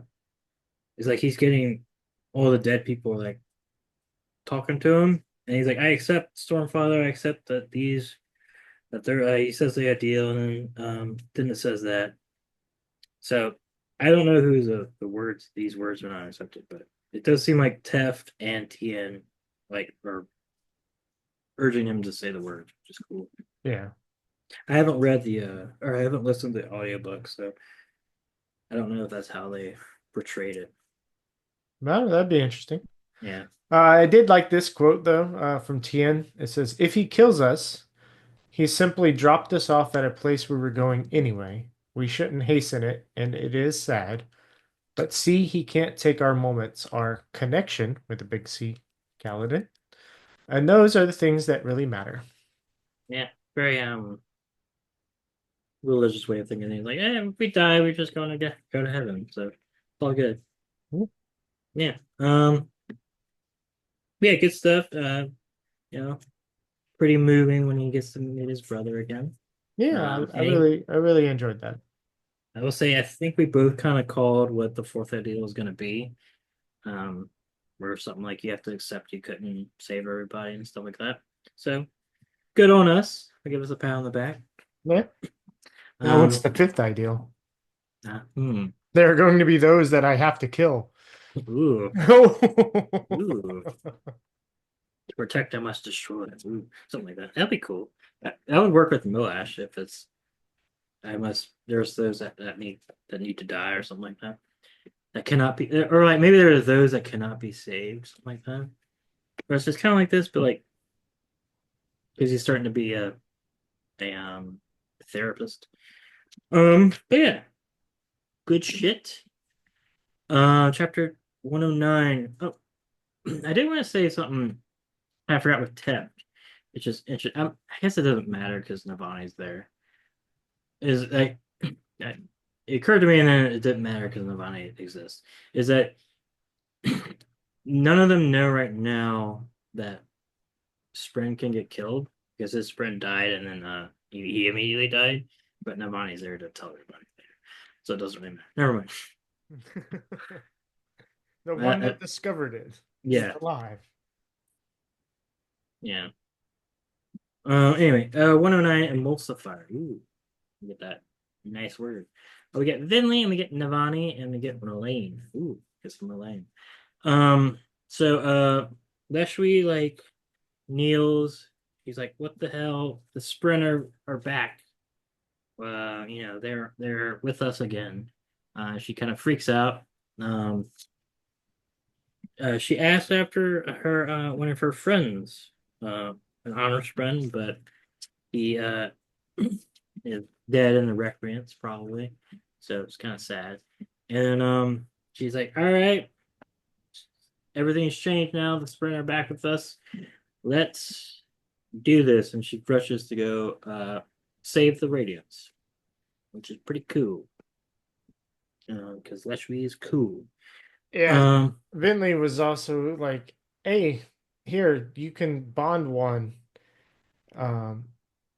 Unless she mentioned that her soul has belonged for too long to somebody else for her to bond another spren. Which is, I'm guessing it's Odium, right? Huh? I'm guessing it's Odium. No, I assumed she was bonded to Rhea for so long, and then Rhea's dead, and like she can't. But I assume that was Odium. Because, she's being reborn a bunch of times. But maybe it's Rhea. That'd be cool. that might be true too. Yeah, that's what I got. But your idea is cool too. Yes. Then we so she turned traitor. They're fighting with each other, so they're creating a emulsifier with the rhythm of war. So Navani's with the sibling. Yeah, she basically trying to bond, but the sibling's like, "You're not worthy." And yeah, they're seeing the emulsification coming, but they haven't bonded yet. And Moash is still like fighting with Rubonio as that's happening. Cool stuff. She wants to, interestingly, the sibling wants to bond Verlaine, but Verlaine is too far away, and so Navani's like, bond me instead. And she's like, nah, it's a little weird, because she really wanted to. She still doesn't trust humans. And we get Verlaine. Him and Dabbit go, and they see the fighting. They start, doing the Bridge 4 triage, helping people out. And they find Tef, Rip, again. Then he's like, hey, he's able to like use his command and like basically shut everybody up and focus on him. Because he's able to do that. He's cool. And then he's like, holy shit, Vinley, you're a Radiant. She's like, yep. And he's like, well, and then we get a little hint that he is not to be not to be bonded by one of the Radiants, but he's bound for another. Dun dun dun. Yes. And then he's like, all right, cool, we can do the Oath Gates. And she's like, I haven't said that ideal. I kind of just molded the earth. Yeah, it's kind of that. Leshwy's also like, yeah, we're super dead, but whatever. Like, Odium's gonna come kill all of us, but it had to be done. Oh yeah, yeah. Odium definitely knows that we disobeyed. Yep. Yeah, and interesting. Not all. It's only her and 5 heavenly ones are joined the resistance. Yeah, other ones flew off. Yeah. So. Oh well. Yep. Got anything? Nope. But that's it. All right, cool. We get chapter 110, Reborn. So Kaladin, this is Kaladin Navani Veyron. So Kaladin is just following. He's gonna he gets his plate and like he's like going after his dad basically. And assert his return. Yes. Because he's able to push through the blockage, basically. It's very cool. We get confirmation. I think we already knew that Shard Plate's made up of a bunch of tiny the non-sentient spren. I'm guessing each order has different non-sentient Spren, you think? Maybe. Because like the honor Spren are really close with the wind Spren, so the wind Spren are theirs. I don't know if the other ones are really close, but I don't know either. that'd be kind of cool though. Yeah, then we get to Navani, and then she's remembering now, you know, 'cause not really, and she's remembering now she's been putting herself down. That she's not a scholar, she's not a creator, she kind of sucks. And she's like, guess what? No, I really am good. I had this 4,000-year-old being call me like one of the greatest scholars she's ever seen. I can actually kind of you know, just own my accomplishments. Um, and she talks with the talks to the sibling. She starts saying the first ideal. And she starts humming uh the anti-light, anti-void light At, to hurt at first, she Moash. started to hum Odium's tone, Yeah, but then she turned it into anti-void light, um, which caused the darkness around the sibling to retreat a little bit yeah, and caused Moash to stop in his tracks.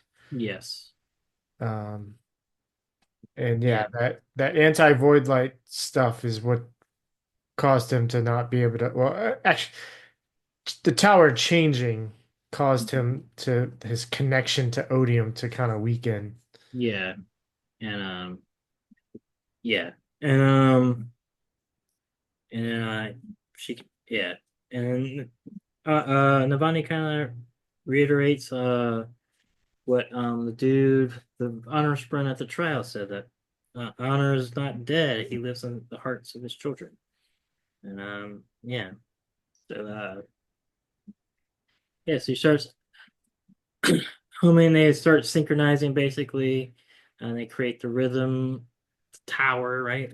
Yeah, It's the a rhythm of tower. the tower, because Yeah, Navani starts singing Honor's song, and then sibling sings Cultivations. Because like the sibling was like, I can only hear Cultivation's song. I can't hear my own song. yeah. And then the emulsifier to bring it all together is the singers and the humans fighting for one another, basically. And it all kind of turns together.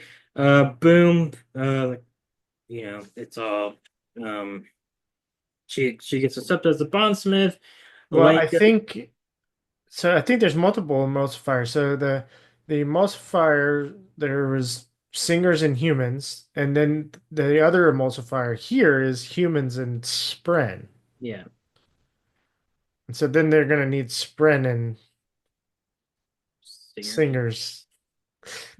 Yeah. Then Moash is fixing to kill her, but then like he gets blinded by a solar flare of Stormlight. And he's gonna freak out. Solar flare. Solar flare. Um, Good yeah, old Krillin. yes, Phil Quillen. I feel like journey before destination, you bastard. I As wrote he, that quote down too. yeah, as he, But you were right, Justin. Navani being a bondsmith. it was the only thing that made sense. Either that or Elaine. There's really two, I thought. Yeah. Or would have been cool if it was Raboniel, but alas. Yeah. Rip Raboniel. Rip Raboniel. She's not quite dead yet, but she's fixing to be. Then Not dead yet. she dies like 5 times. It's really funny. And we have Leyrin, last little part. He's basically been caught by his son in like badass shard plate, and he's like, well, go be radiant and fight people. And he's like, all right, cool. And the brand on his forehead finally It's going, scabbed yeah, and flaked flicks away. away. Yep. I didn't remember that happened either. Do you think he's gonna get a Bridge 4 tattoo? Yes. That would have been a cool epilogue, but I mean, the epilogue we got was pretty cool. Yeah. What day do you think that happens in book 5? Day 1? What? The Him getting a Bridge tattoo? 4 tattoo. Yeah, it's got to be day one. Yeah, I can see that. Might be the first chapter after the prologue. See that? That'd be cool. Um, Sixel gives it to him. mm, yeah, like it. I like it. 111, Unchained. We get Dalinar, we get Relaine, we get Navani, we get Aiden. Oh yeah, it's the little kid. Yeah, little boy. I forgot And that. I was like, who the fuck is that? Yes. So let's see. So Dalinar returns back. He was flying. Uh, yeah.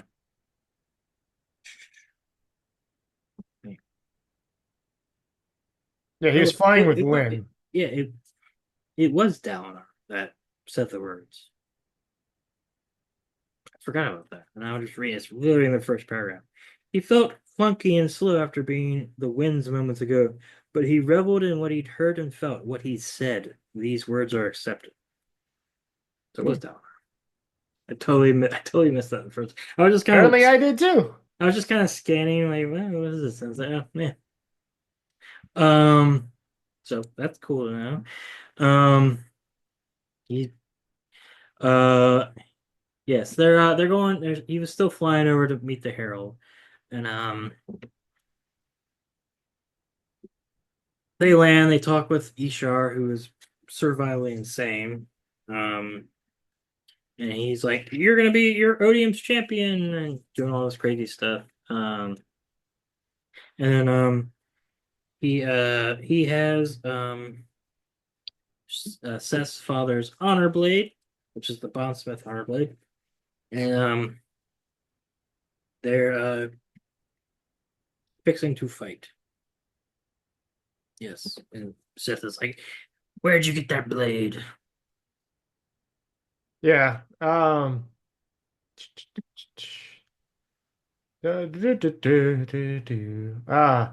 Yeah.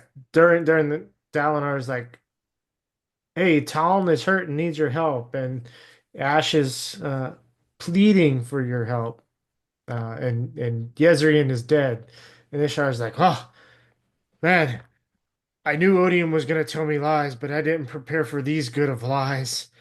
Oh, these are so convincing. Like, okay, you are literally insane, sir. Yeah, It gets worse. But yeah. Um, he moves to attack Dalinar. yep. Then we go to Relaine. Um, they're trying to figure out what to do because they're horribly outnumbered. And they're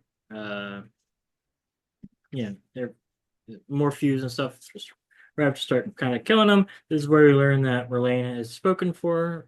From we learn later, it's going to be a corrupted Spren, so he's going to be a truth watcher.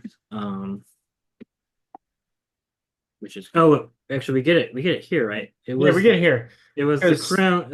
It was the The Spren inside the crown. Kremling that was that's always around was watching him. Uh, and this is where Timber says that Relaine.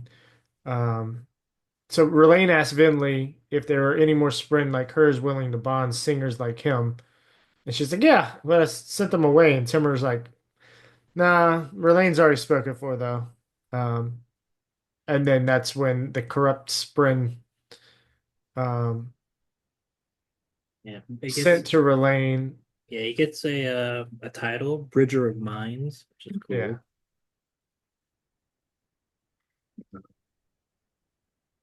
So yeah, Yeah, that's pretty cool. But yeah, they're fighting deepest ones and heavenly ones, and like the humans are like, we gotta go get our families, and Relaine's like, well, yeah, that's true. We can't just let them leave their families. So they're just like waiting around while they're like the singers are uh, collecting. But yeah, yeah, Bridger of Minds is a really cool title. yeah. We also get a title for Renarin, Son of Thorns. Also kind of cool. Son of Thorns. Yes. I have been sent to you by my mother at the request of Renarin, son of Thorns. I have watched you and seen your worthiness. Nice. Yeah. So Pretty cool. Um, yeah. So then we get to Back to really, Della. I really wish Renarin was in more of these books because he's like quietly doing a lot of shit in this book. Like it would have been cool to have like maybe instead of Dalinar or something, just to have whatever, it doesn't matter. But Renarin's cool. I wish we had more of him. Then we get Dalinar POV. They're fighting Ishar. Ishar's kicking the shit out of him. He's able to like do crazy bond stuff. Like he bonds them to the ground. So it's like they can't really fly. It's all crazy. They apparently bondsmiths are crazy powerful. Um, yeah. And then he tries to steal. He like grabs Dalinar and tries to steal the Stormfather bond from him, which is crazy. Um, yeah, and then let's see. Yeah, he's saved by Seth. Seth like uses night blood to like cut the little string and like sever the connection, so it's all crazy. Um, and then we learn that he killed Seth's father. Um, so it's and then we get a fight with Seth and the Herald. It's really cool, and he like hit Nightblood hits. It's apparently the most powerful thing in all of the Cosmere because it chips an honor blade, so it's just fucking crazy. And then he kind of runs away, which is pretty cool. He like has a little moment of sanity. And he's like, "Come find me." Do you have the actual quote of what he says? Um, so basically, he speaks from within the perpendicularity, and the things that he says is just, uh, I don't have the quote, but Yeah, I can. he has a moment of clarity. There's a connection with them all. Dalinar is speaking an ideal near him may restore his mind briefly, Yeah, and that he has a plan, and they should yeah. come see him in Shinovar. Yes, for now, listen well. I have the answer. A way to fix the problems that beset us. Come to me in Shinovar. I can reset the Oath Pact, though I must remain sane to do it. I must have help to blah. And then he starts speaking nonsense again. That was a very confusing part. I had to read it like twice to Yeah, be like, what the fuck?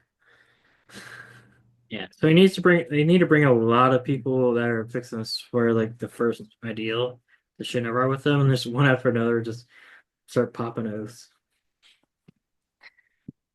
That's gonna be day two, just a bunch of people swearing oaths while they're talking to this herald. Um, which will be funny. Um, yeah, then we get Navani.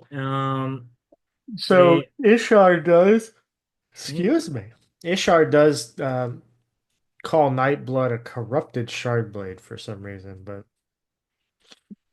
if you've read Warbreaker, then we were led to believe from Vasher's point of view that Nightblood is a awakened sword. yeah. So I wonder if it actually is a corrupted Shardblade. Yeah, I mean, I think it's said when he's still insane, so we have to take that with a grain of salt. True. But I mean, I guess what you know is an awakened thing that much different from a Spren? Maybe it's a Spren. We see Spren being brought to the physical realm. Maybe it's something like that, but turned into a sword. Yeah. Or yeah, I don't Um, know. yeah. Well, maybe we'll find out in day three of book five. I'm calling that. Putting everything in days now. And apparently, I mean, that's what book five is, right? Yeah, book five is divided into 10 days instead of 5 parts. It's 10 days. So I'm a little concerned about, but we'll get that at the end of the thing. Um, so we get Navani. They basically vent all the void light and are she's just she's fixing the tower. She's being all cool. Um, and then um, and then she's like, "Oh, Kaladin's coming back." Kind of that. Yeah, she's like, hey, Kellen's in armor. It's like, uh, don't go to the pillar room, go to the breakaway market. Yeah. Yep. Yeah, Navani's basically seeing Yeah, everything through the everything in the sibling, tower. like Dalinar can do through the Stormfather. Yeah. Uh, as we get down our back, they're talking about it, they're trying to figure out what to do, and they're going through the camp. They haven't found stuff later.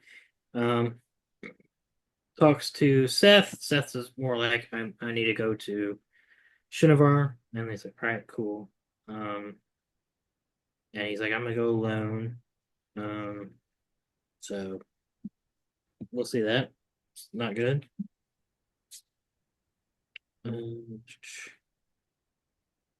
yeah, And four of the blades are not in Shinovar anymore. yeah, And Nightblood talks to Dalinar again, and Dalinar's like, or Seth was like, I thought I told you not to talk to anybody. He's like, oh, sorry. yeah, yeah. Which is funny. The sword's really funny for how dangerous it is. Then And we he get calls him Sword Nimi. yeah, sword Nimi, which is funny. Then we get the kid Aiden. Um, they're like, it's basically his perspective of like the battle, and then Galvin can apparently like manifest the shard plate to other people, which is Iron Manus. yeah, Iron Iron Man. I wonder if that's a Windrunner only ability or if it's something everybody can do. But it's really cool. And Dalinar's basically, I mean, not Dalinar, Kaladin's basically like, I'm a badass. And then the defenses return, and all the radius, all the fused start dropping unconscious. And the day is won. Huzzah! Man. Yep. Do you think this kid is gonna do something in this in the next book, or he's like a time skip character, or do you think he's nothing? So he's 11, right? Something like that. And Gavinar is what? Four, three, four, Something like five? maybe 6 at the most, but probably a little less than that. Yeah. So as much of a age difference as Adolin and Kaladin? Yeah. It's Uh, just it feels a little bit like seeding for like a future project. yeah. I feel the same way.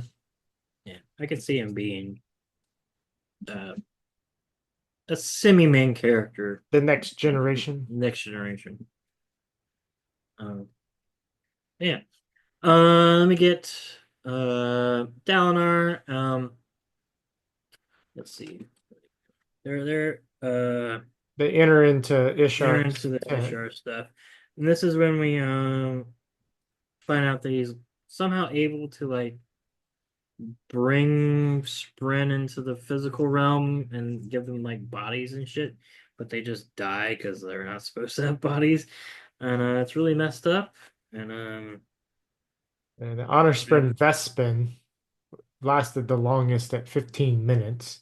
yeah, And the Stormfather knew that Honor Sprint. yes, and yeah, it's evil.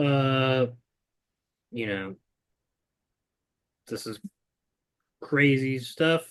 I'm curious where this is gonna go. Definitely a setup for book 5. Um, and then we get some Moash. Moash is running away. He started the light kind of jolted away the odium from him, so he's starting to feel all the stuff. It's just you know, and then he's like freaking out because he killed everybody. And, he's the return of his pain and stuff like that. And But he's like he's not sorry for killing. He's just sorry for having to feel the pain now of it. yeah, and then he goes enough away from the tower, and he gets reclaimed by Odium. So We get a little bit of the real Moash before. But the light from the tower blinded him, and his eyesight never returned. Oh, let's not miss that. I don't know how, but Yeah, he says his eyesight never returned. yeah, hey, cool. For some reason, I just missed that little like last paragraph. That didn't was it Rand blind? Uh, I know. Well, Paul Atreides becomes blind. Oh yeah. Rand. Nah, I mean Matt. Oh, I don't really want to spoil Wheel of Time. Something Yeah, happens don't with spoil. Matt. I don't think. No, Rand doesn't become blind. Paul Atreides does. He looks at a nuke and goes blind. It's pretty cool. What about Luke Skywalker? Um, Wasn't he blinded? Or I there was somebody else that I There's somebody remember. else. I'm trying to. Yeah, You some. you know what I'm talking about. I know what I'm. Yeah, I'm trying to think who it is. Can't remember. Yeah, But it was like so bizarre because they could still see, yeah, like they couldn't see out of their eyes, but they still felt everything around them. yeah. They knew what was around them. My God, why? I mean, there's Daredevil, but I don't think you're talking about No, Daredevil. not Daredevil. I'm No, trying. it I was. know what I know what you're talking about. I don't remember who it is though. Why can't I remember? So, well, you have to think of it. It's gonna come in like the middle of the night. You're gonna wake up. I expect you to text me or call me, I will. but you have to ask, do I have any ice cream? And then come over and have ice cream and tell me about it. I will. Um, Good old inside jokes. Yes. Ishar was the one to discover how to travel between worlds and bring humans to Roshar. Yeah, that's right. He's pretty cool. I'm very curious what's this. If it's gonna be, this might be the second time I've referenced it. If this is gonna be a cool world situation where the cognitive realm and the spirit and the physical realm get melded together. Um, and this is kind of like a foreshadowing of that. It'd be weird. It would be weird, but I don't know what this sprint stuff is gonna do, but I don't either. I guess we'll find out. It's also, I think, a little weird. It seems like a lot of stuff is going on that needs to resolve in 10 days. I'm a little worried about that for next book. True. I'm Unless it's like metaphorical 10 days, but they also say it's 10 days and between the but maybe like each challenge is months or some god stuff. Because like I don't even think like Adolin and Shallan can get out of Shadesmar in 10 days. So like it's a lot of like I'm a little worried. I mean, I'm sure it's gonna make sense and be cool, but I'm a little confused about that so far. Yeah. But yeah, we can go to 112 terms. We get Dalinar and that's it. Odium. Oh yeah. Okay. Sorry. That one our POV. Yeah, POV. We get some other people. Yes. So they return from the Herald's place and they hear about, you know, the end of the book about Navani and everything. He's feeling pretty good about all that. And like, yay. And then we get Odium appears to him as you said. Um and then he tries to get him to um do the contract. Um he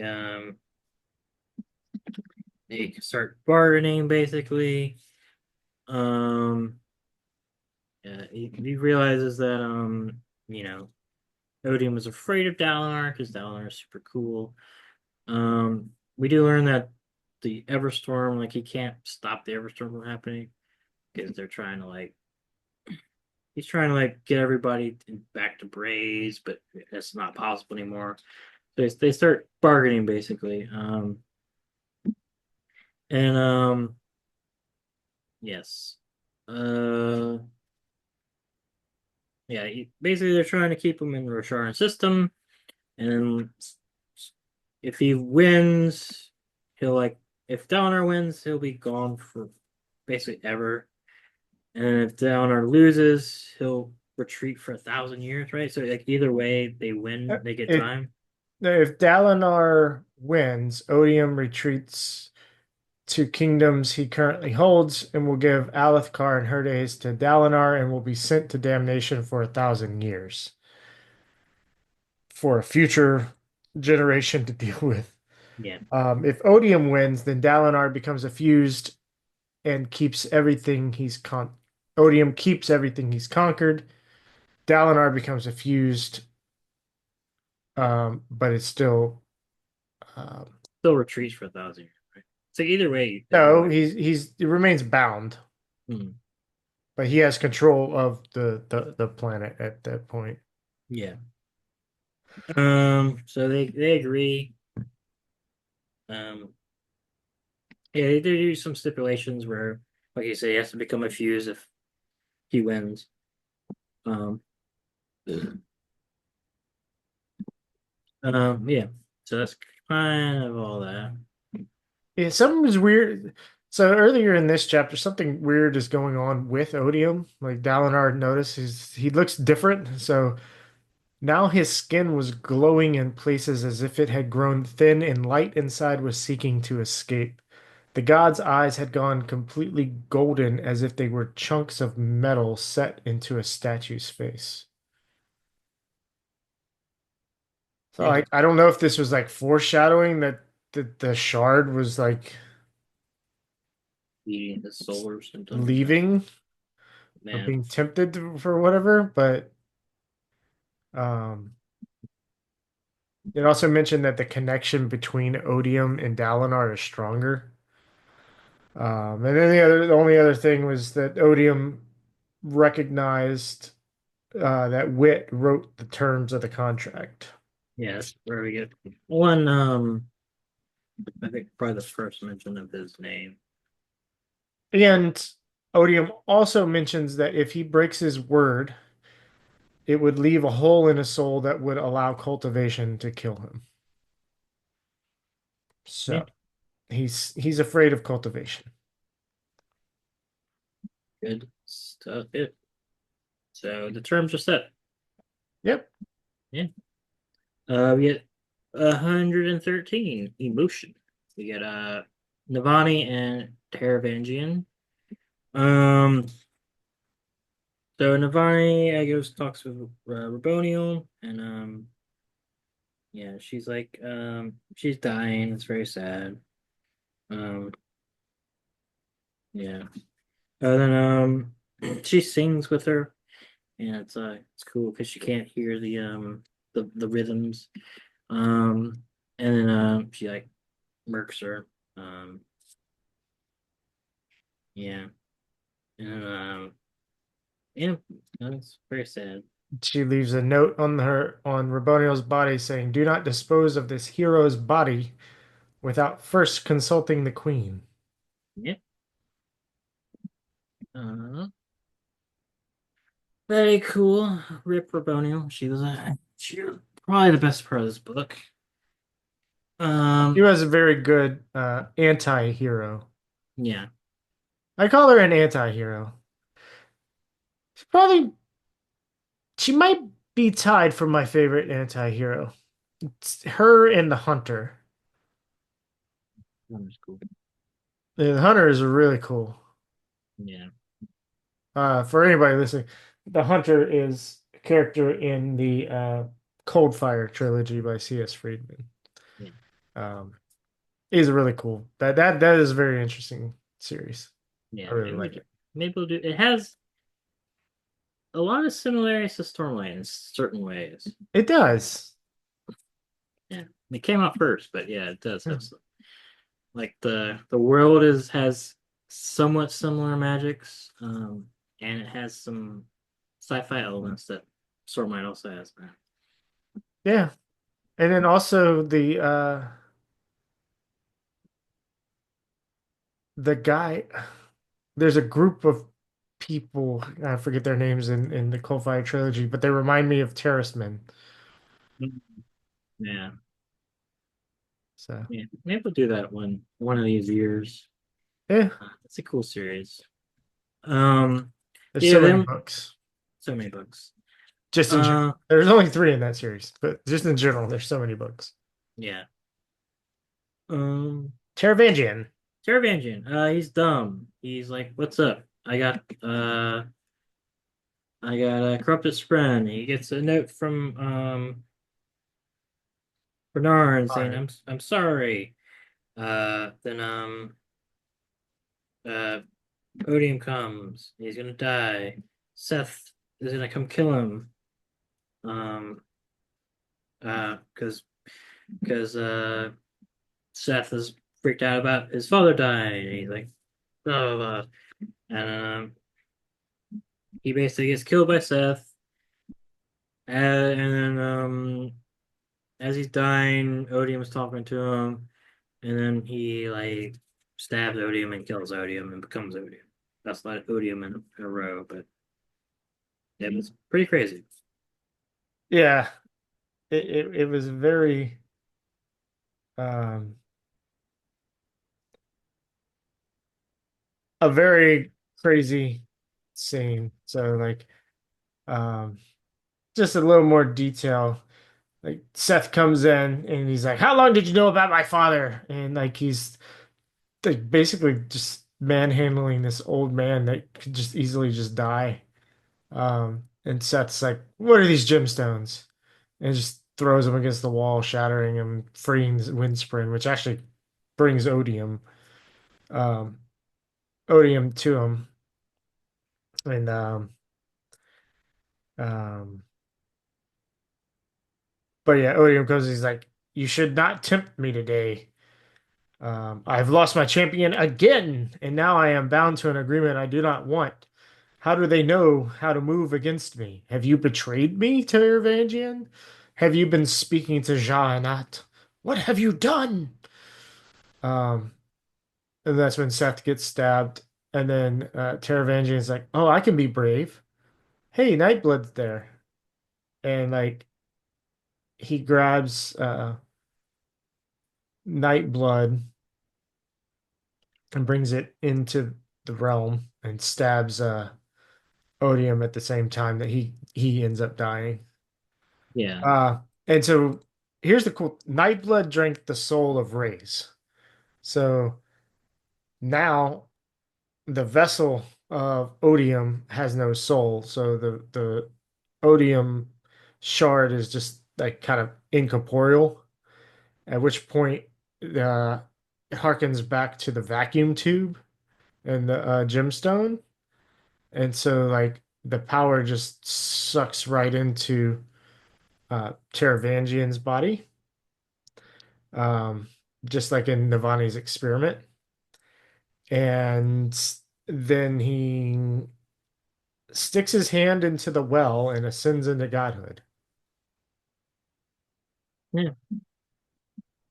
Kind of like somebody else we know that went into a well and ascended into godhood for a second. Yeah. I'm still not sure how I feel about it. Or The like Taravangian becoming the main bad Odium. guy. Yeah, Odium. It's just weird. I mean, it's fine. It's fine. It probably makes more sense because he didn't develop Odium at all. I'm just curious what's gonna do. What's gonna happen. Um, yeah, it's interesting. It does kind of come out of nowhere, which is strange. Like kill off the big bad of the series. Um, Oh yeah, this to me, this came just out of nowhere, but like in the next part, so the next chapter, like the first POV with Teravangian, I was like, at that point, I was like, I think cultivation's purpose with Teravangian's boon and curse was to prepare him for opposing views, feelings when he ultimately took the shard of odium. And he must Yeah, find a way to balance this. And then the second POV in that chapter, and we can move on to that chapter. yeah. 114. Yeah, Yeah. you can go ahead and get your stuff for Yeah, we'll go ahead and I'll talk about it after. yeah. 104, 114 Broken Gods. So we get Relaine, Teravangian, and Kaladin. And so first POV, we got Relaine Vinley and her crew, along with Leshwi. They make it to the Oath Gates, where Kaladin is going to transport them to the Shattered Plains. So we got the Taller back. The Oath Gates are working again. Vinley leads the group off to find the other listeners when they're on the Shattered Plains. Uh, Leshwi and the other four fused will find their path with the listeners, and incorporate themselves in there. Navani has agreed to provide shelter or anything with listeners should they need. She's like, hey, we'll make a treaty. And they're like, Leshwi and Vinley are like, nah, we rather, especially Leshwi. She's like, we'd rather just be on our own. It's like, okay, well, look, we're not at war. If y'all need anything or need any help, just call. We'll help. Um, Relaine says he'll come back and visit after he speaks with Renarin. He also wonders if humans would enslave the minds of singers once again if it meant ending the war. He's like, so if they want to end the war, would they do this again? And then Kaladin and Relaine leave to give Teft a proper send off. I'll say I don't think it's possible to like make them stupid again because the Everstorm is permanently here, so it would undo whatever. Right. But if there was a way to do it, Sure, yeah, Relaine doesn't necessarily know that. yeah. I'm just trying to. I just think that it's actually not possible because I think you're right. Boada Mishram or whatever is still bound, and they're not able to like they're free because of the Everstorm. Right. So yeah, And so then we move on to Teravangian. He's taking in the power in the spiritual realm. Uh, and Seth thinks that Nightblood consumed Teravangian in the real world when he drew uh, in, and that corpse that there was his. He thinks the corpse is Teravangian's, but Teravangian knows it belongs to the race, so they just had corpse swap, or body swap rather. And Teravangian feels free to begin planning to save Roshar, except he's not alone. And he starts to feel the influence of Odium wanting him to burn and destroy. So I don't think he hasn't quite realized that he is a god. I don't think he realized exactly what happened yet. yeah, he's trying to assimilate it basically. Yeah. He's like, "Hey, I'm free. I feel free. I can finally put my plans into place to save the world." Because everybody thinks I'm dead now.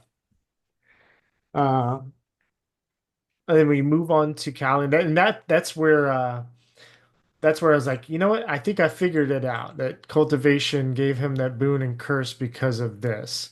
We know why she gave Dalinar his, so that he would have the strength to accept the pain again.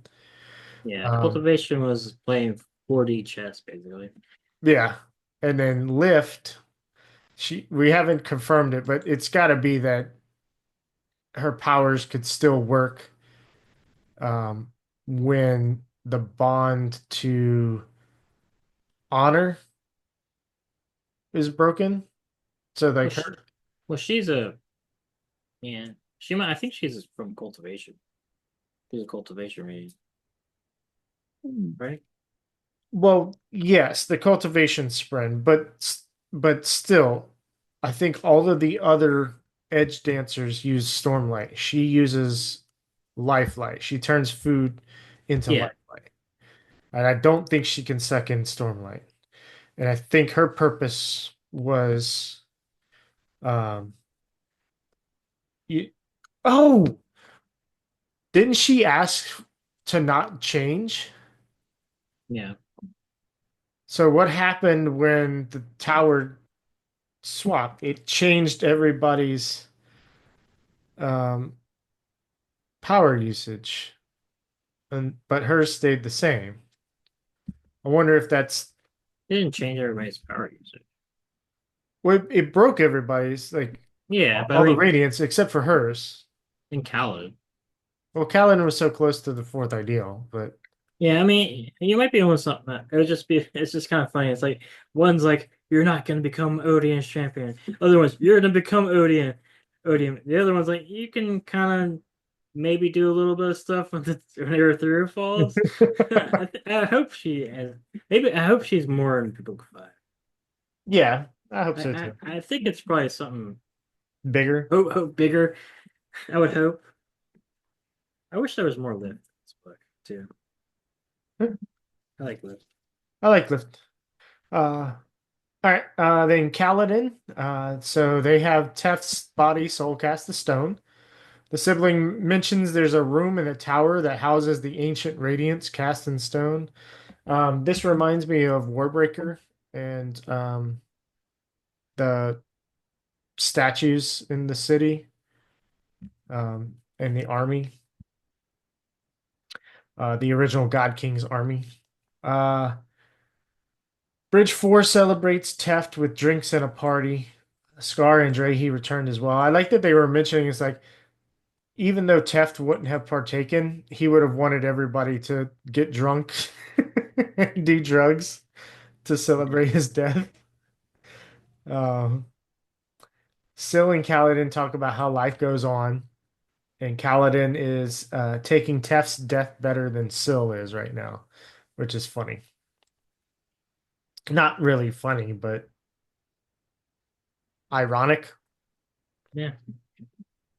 Um, and then we go back to Taravangian, who meets up with Cultivation. Um, tells her this tells him this was her plan all along, and that she hoped he would be able to bear the power of Odium with honor. And she says Odium was the most dangerous shard of the 16. Taravangian finds out he has access to all of Odium's plans now, and he knows he can defeat Dalinar. And Cultivation wants to teach Taravangian about the power of Odium, and he is now free of his body and looking forward to saving Roshar. Yep. And cultivation screwed up. And Cultivation is what? Screwed up. He underestimated Turban. Because he's gonna do the whole I don't I mean he's gonna do the whole I'm gonna save everything, kill a bunch of people. Probably. Probably. That's what I'm guessing. Probably. And he also wants to save the entire Cosmere. He does. Yeah, so Whatever that means. yeah. Very cool. We'll get to see what his grand plan, what little loophole he has for the deal in next book. Yeah. Wind and Truth. So we can go to 115. Testament. Testament. Says, hey, we get a little Shallan and we get Vinley. So they're Shallan and them are chilling. And Shadesmar still. They have her old spren, who is Testament. That's the title. His name. Yes. We got Maya. We got all the. I will say it makes more sense now that Testament was the thing locked up in the safe. Yeah, 'cause, That makes more sense than pattern the being locked in pattern. the safe. I can see that. Um, yeah. Oh, if they broke open the box and they found the thing from Aeon. Elantris, yeah, from Elantris, Aeon, which is what it is using. It's an unbonded one or something like that. So now they have an Aeon, which is cool. A Um, Seon.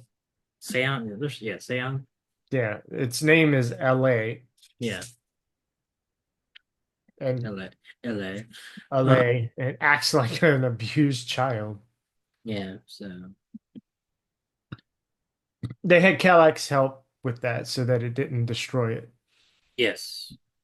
Um, yeah, and then they're gonna contact Maraise, and she contacts Maraise, and she's like, "Hey, Vale is now part of me. We're not gonna be in the Ghost Bloods anymore. Uh, we're gonna we're gonna fight you. You know, why do you want Ba'adu Mishram? Um, We're gonna find it before we're you. gonna find it before you. Oh, and thanks for the Seon, by the way. Yeah, It says they're very hard to come by. yeah. She says, "Get out of the tower. We're not at war." And Wit has a message for Thydakar, which is stay in your own damn planet. And he's colloquially known as the Lord of Scars. Da, da, da. Um, This is yeah, deal with your stupid planet, you idiot. Don't make me come over there and slap you around again. yeah. And yeah, she's no longer a ghost blood. She has a map of the Cosmere too. Oh, yeah, Uh, she wants to go to the different worlds. do what? Um, yeah, it's gonna be cool. So yeah, get that. There was Uh, also something else interesting. yeah. Before we move on to Vinley, was that some of Shallan's powers actually still work between her killing Testament and bonding Pattern. Um, and Calyx says it was because of Dead Eyes, and that they didn't exist before the Recreants. So they didn't know the Spren and the Radiants didn't know that Dead Eyes were that the Spren would become Dead Eyes. Yeah, which is interesting. Yeah. Then we get Vinley. They're meeting up with on the Shattered Plains. They meet all their people. We meet what Food, um, and her mom and stuff. They don't have the songs because her mom can't remember. So Vinley is gonna sing the first song, and she gets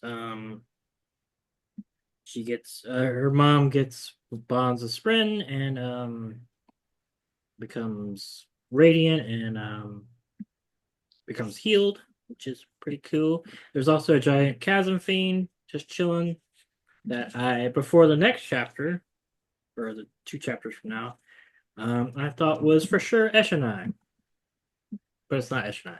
I thought it might be, but then I was like, no, it's just domesticated.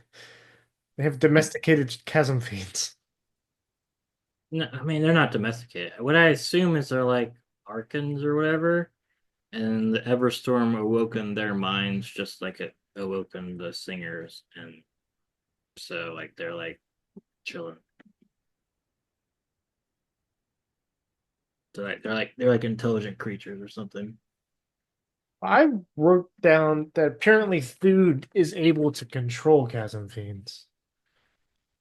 That was the note I made here. This It's is like that. I don't have that. um But it is how they got out of the storms, the trenches. Um, he's just like has confidence because they have chasm fiends. This is why I thought it was Eshonai. Eshonai died, and then she entered the body of the chasm fiend, just like we saw in book 2 with the Odium Spren. But that's not what happens because we find what happens with Eshonai. Yeah, but right before that, Thuda says, "We're not alone." Yeah, I think Yeah, I you think can. you'll find that things have changed for us as they have for you. And then that's when the Yeah, the chasm fiend comes. Yeah, chasm fiend comes. So they're either domesticated or they're like have a mutual relationship. yeah. That's why I think they were like their intelligence was because they say that when they bonded about a Mishram, like fucked with Roshar. So I think it Yeah. also made them stupid. And then when the Everstorm came, it released their intelligence, and they were able to help out the singers. And they're kind of like the like a different type of Larkin or something like that. Okay. That's my theory. It could be wrong. Oh, she gets her second ideal. Third. Third ideal? She gets her ideal. I think it's their third ideal. Second or third. One of those. Yeah. Um yeah. Cool stuff. Get the mom back. Um Curious what's gonna happen with them in 10 days of time. Yeah. Uh There'll be we a shall lot of more world building revealing in this fifth book. it's gonna be something, yeah. Yeah. It's gonna be cool, hopefully. Yeah. Uh, chapter 116, Mercy. We get Kaladin, we get the defeated one, we get Dalinar. Let's see, Kaladin. He goes and talks with Dalinar after Tef's death, and he's like he's like, you were right to relieve me of command. I'm better, but I'm like still hurt. And he's like, I'm gonna like develop mental health. And Donner's like, cool. Guess what? I have a really insane person I need you to help. His name is Ishar. So let's go to Shinovar. And also Donner's like, hey, here's this Chekhov's flute. Lift found it. And also here's this spiritual horse that you saw in heaven. It's also here. And he gets Tien's horse. And yeah. I really thought the merchant was gonna be somebody, but it wasn't. Yeah. You mentioned that to me. Uh, so Lift is still looking for or Lift was asking around for about the red chicken. I forgot to look it up if the red chicken belonged to Mraize or if it belonged to the other person, but I think it was the other person. I think Moraes is green. I think so. Yeah. Um but yeah. We'll get to see if Kaladin can learn the flute in 10 days. Um we shall see. Then we get the defeated one. He wakes up and we're like he's like, I was barely dead. What the hell's going on? Ah, now I can go kill Kaladin. And and this new bad guy, L, is like, no, you suck. Stab, you're dead. Oh, it does work. That's cool. He was a test dummy for the dagger. So that was cool. Yeah, I like the description of L. The figure had twisting horns on his head and carapace that reflected the light wrong. He always ripped off his natural carapace formations at each rebirth, then replaced them with metal inclusions.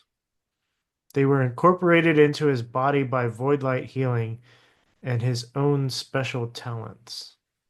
Yeah, he's forbidden rhythms, so he's done something that is gonna be cool. Maybe he's like a traitor, or we'll see. We'll see what's up with him. He's the new Rabonio bad guy for book 5. So seems cool. Metal inclusions. So is his body pierced with metal? I think so, yeah. I like then it grows around it to like shape it. That's pretty cool. Okay. Yeah. All right, I got theories. We'll look up a picture of him. Oh, you think he's a maybe a thing? Could be. Um. Then we go get Kaladin. This is not we know of beings and creatures and humans and things that have metal pierced into their body and have things done. True. So Um. interesting. Yeah. The Kaladin thing is already kind of what I said. He finds the spiritual horse. And he's like, all right, I'm gonna go to therapy. Along with Rock's razor and Sigil's brush pens. Very yeah, very important stuff. And then let's see, Navani, Downer, Navani are chilling. He's like, this is kind of weird that she's a bondsmith. That's pretty cool though. Um, and they're talking about the The deal. the deal and kind of she's worried about him becoming a fuse for all eternity. And then seems like the Stormfather has changed and shown a little bit of mercy. So yeah. Uh and Dalinar says uh Kaladin isn't his champion, but he doesn't say who his champion is. He says it's himself, right? No, maybe he doesn't tell Navani. I thought he said like I'm gonna be the champion.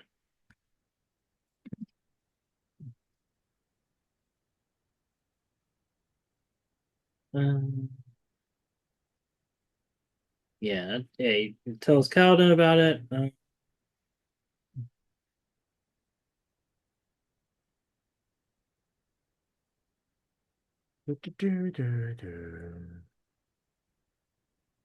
Yeah.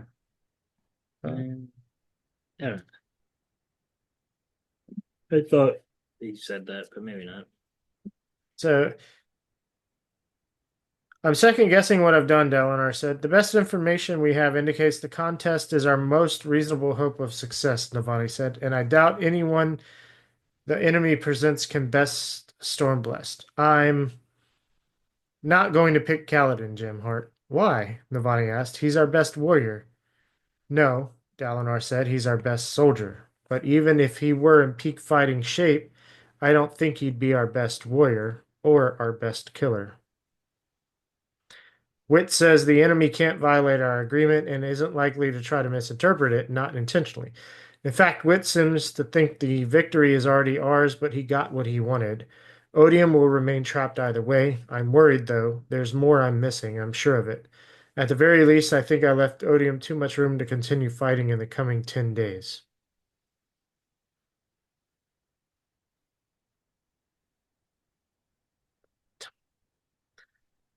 But yeah, he doesn't mention, he doesn't say, he just said, I'm not going to pick Kaladin. Yeah, I guess I just assumed that he's gonna pick himself. It makes the most Yeah, I sense. mean, maybe, but Yeah, um, yeah. So I I guess we'll love see. I love this quote from Dalinar. Few men have the wisdom to realize when they need help. Fewer still have the strength to go get it. Yeah, So, yes, men. If you think you need therapy because you have depression, anxiety, and whatever else, suicidal thoughts, anything, go talk to somebody.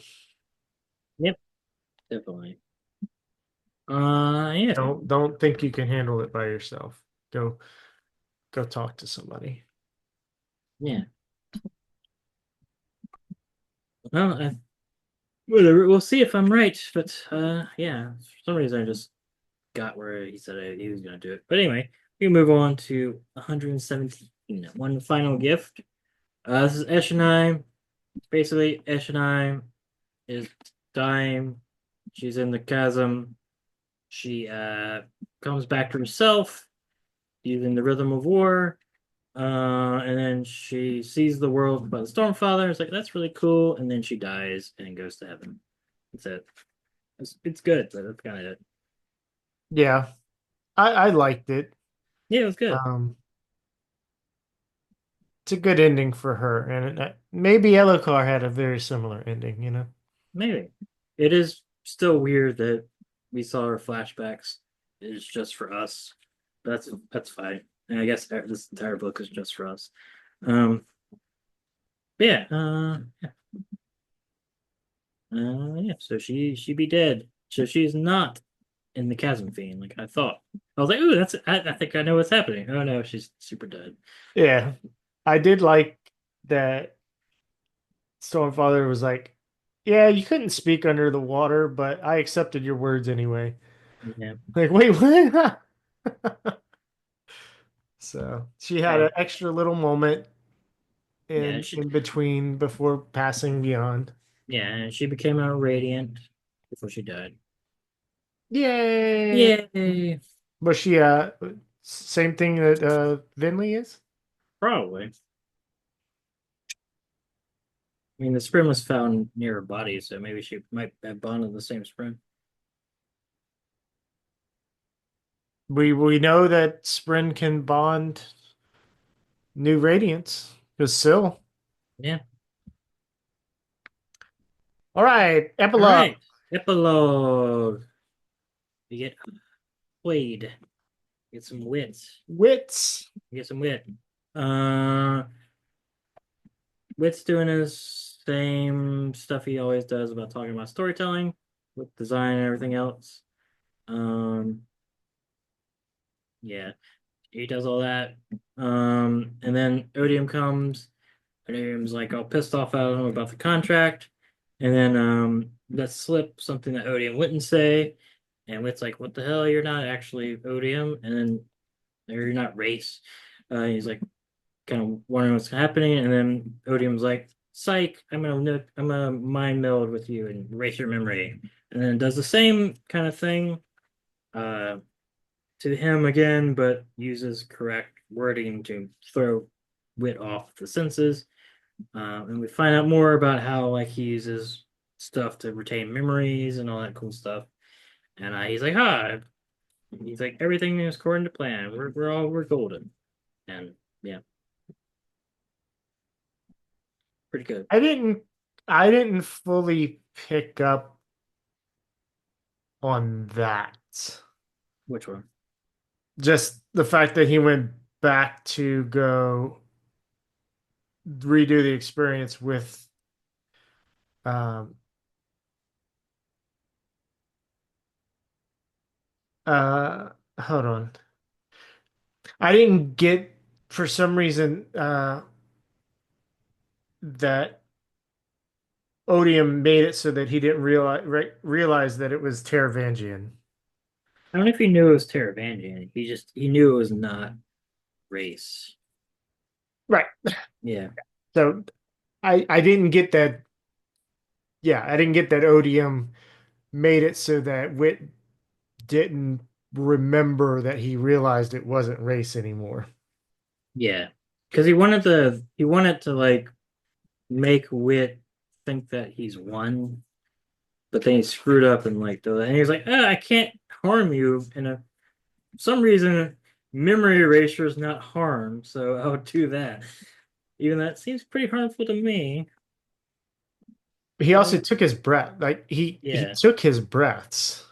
yeah, Um, because like when he comes back, so when Wit re-experiences the entire trip to the palace, at the end when he tried to whistle, he realized his perfect pitch was gone. Which perfect pitch you get when you have a certain number of breaths in Warbreaker. You're at a certain heightening. Um, and it was mentioned. He's mentioned his perfect pitch in book two, whenever he went and visited Kaladin in the prison. There was a bit talking about that. Um, but yeah, at the end, Wit was like, "Hey, this went exactly how I planned it to go." Yeah. So that makes more sense. What you were mentioning that. Um, This is my theory. Here was my theory, just in case mine might be right and yours Mhm. wasn't. Do it. Um, that so Odium took Wit's breaths. It was more of a question and not just an actual, I think this is what happened. It was like, did this happen? So did Wit actually intend for Odium to take the breaths? And what was actually in the breaths?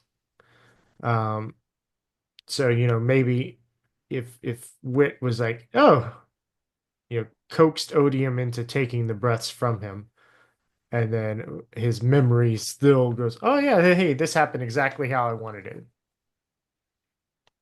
Yeah. We shall see. I like yours better.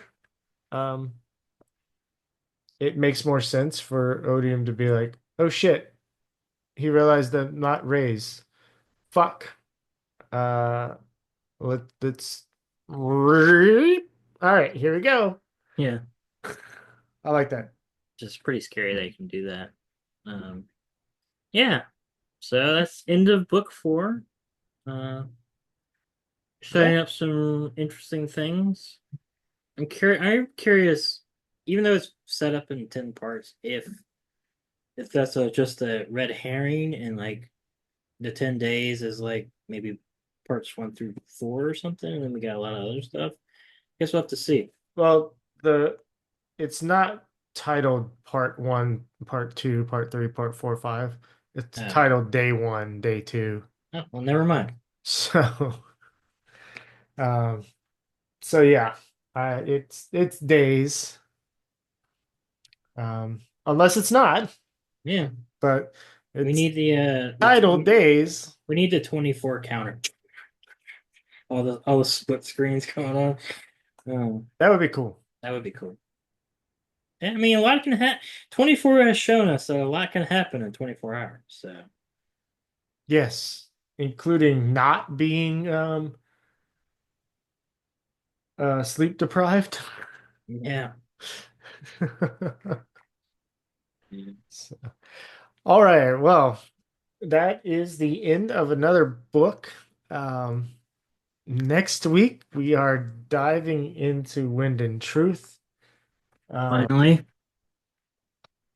And now this cover kind of makes sense because that's where they agreed upon their meeting.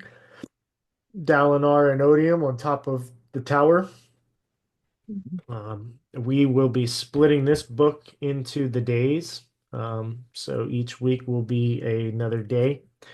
Um, so next week we're covering day one, and that includes, just like before, the interludes at the end of that day.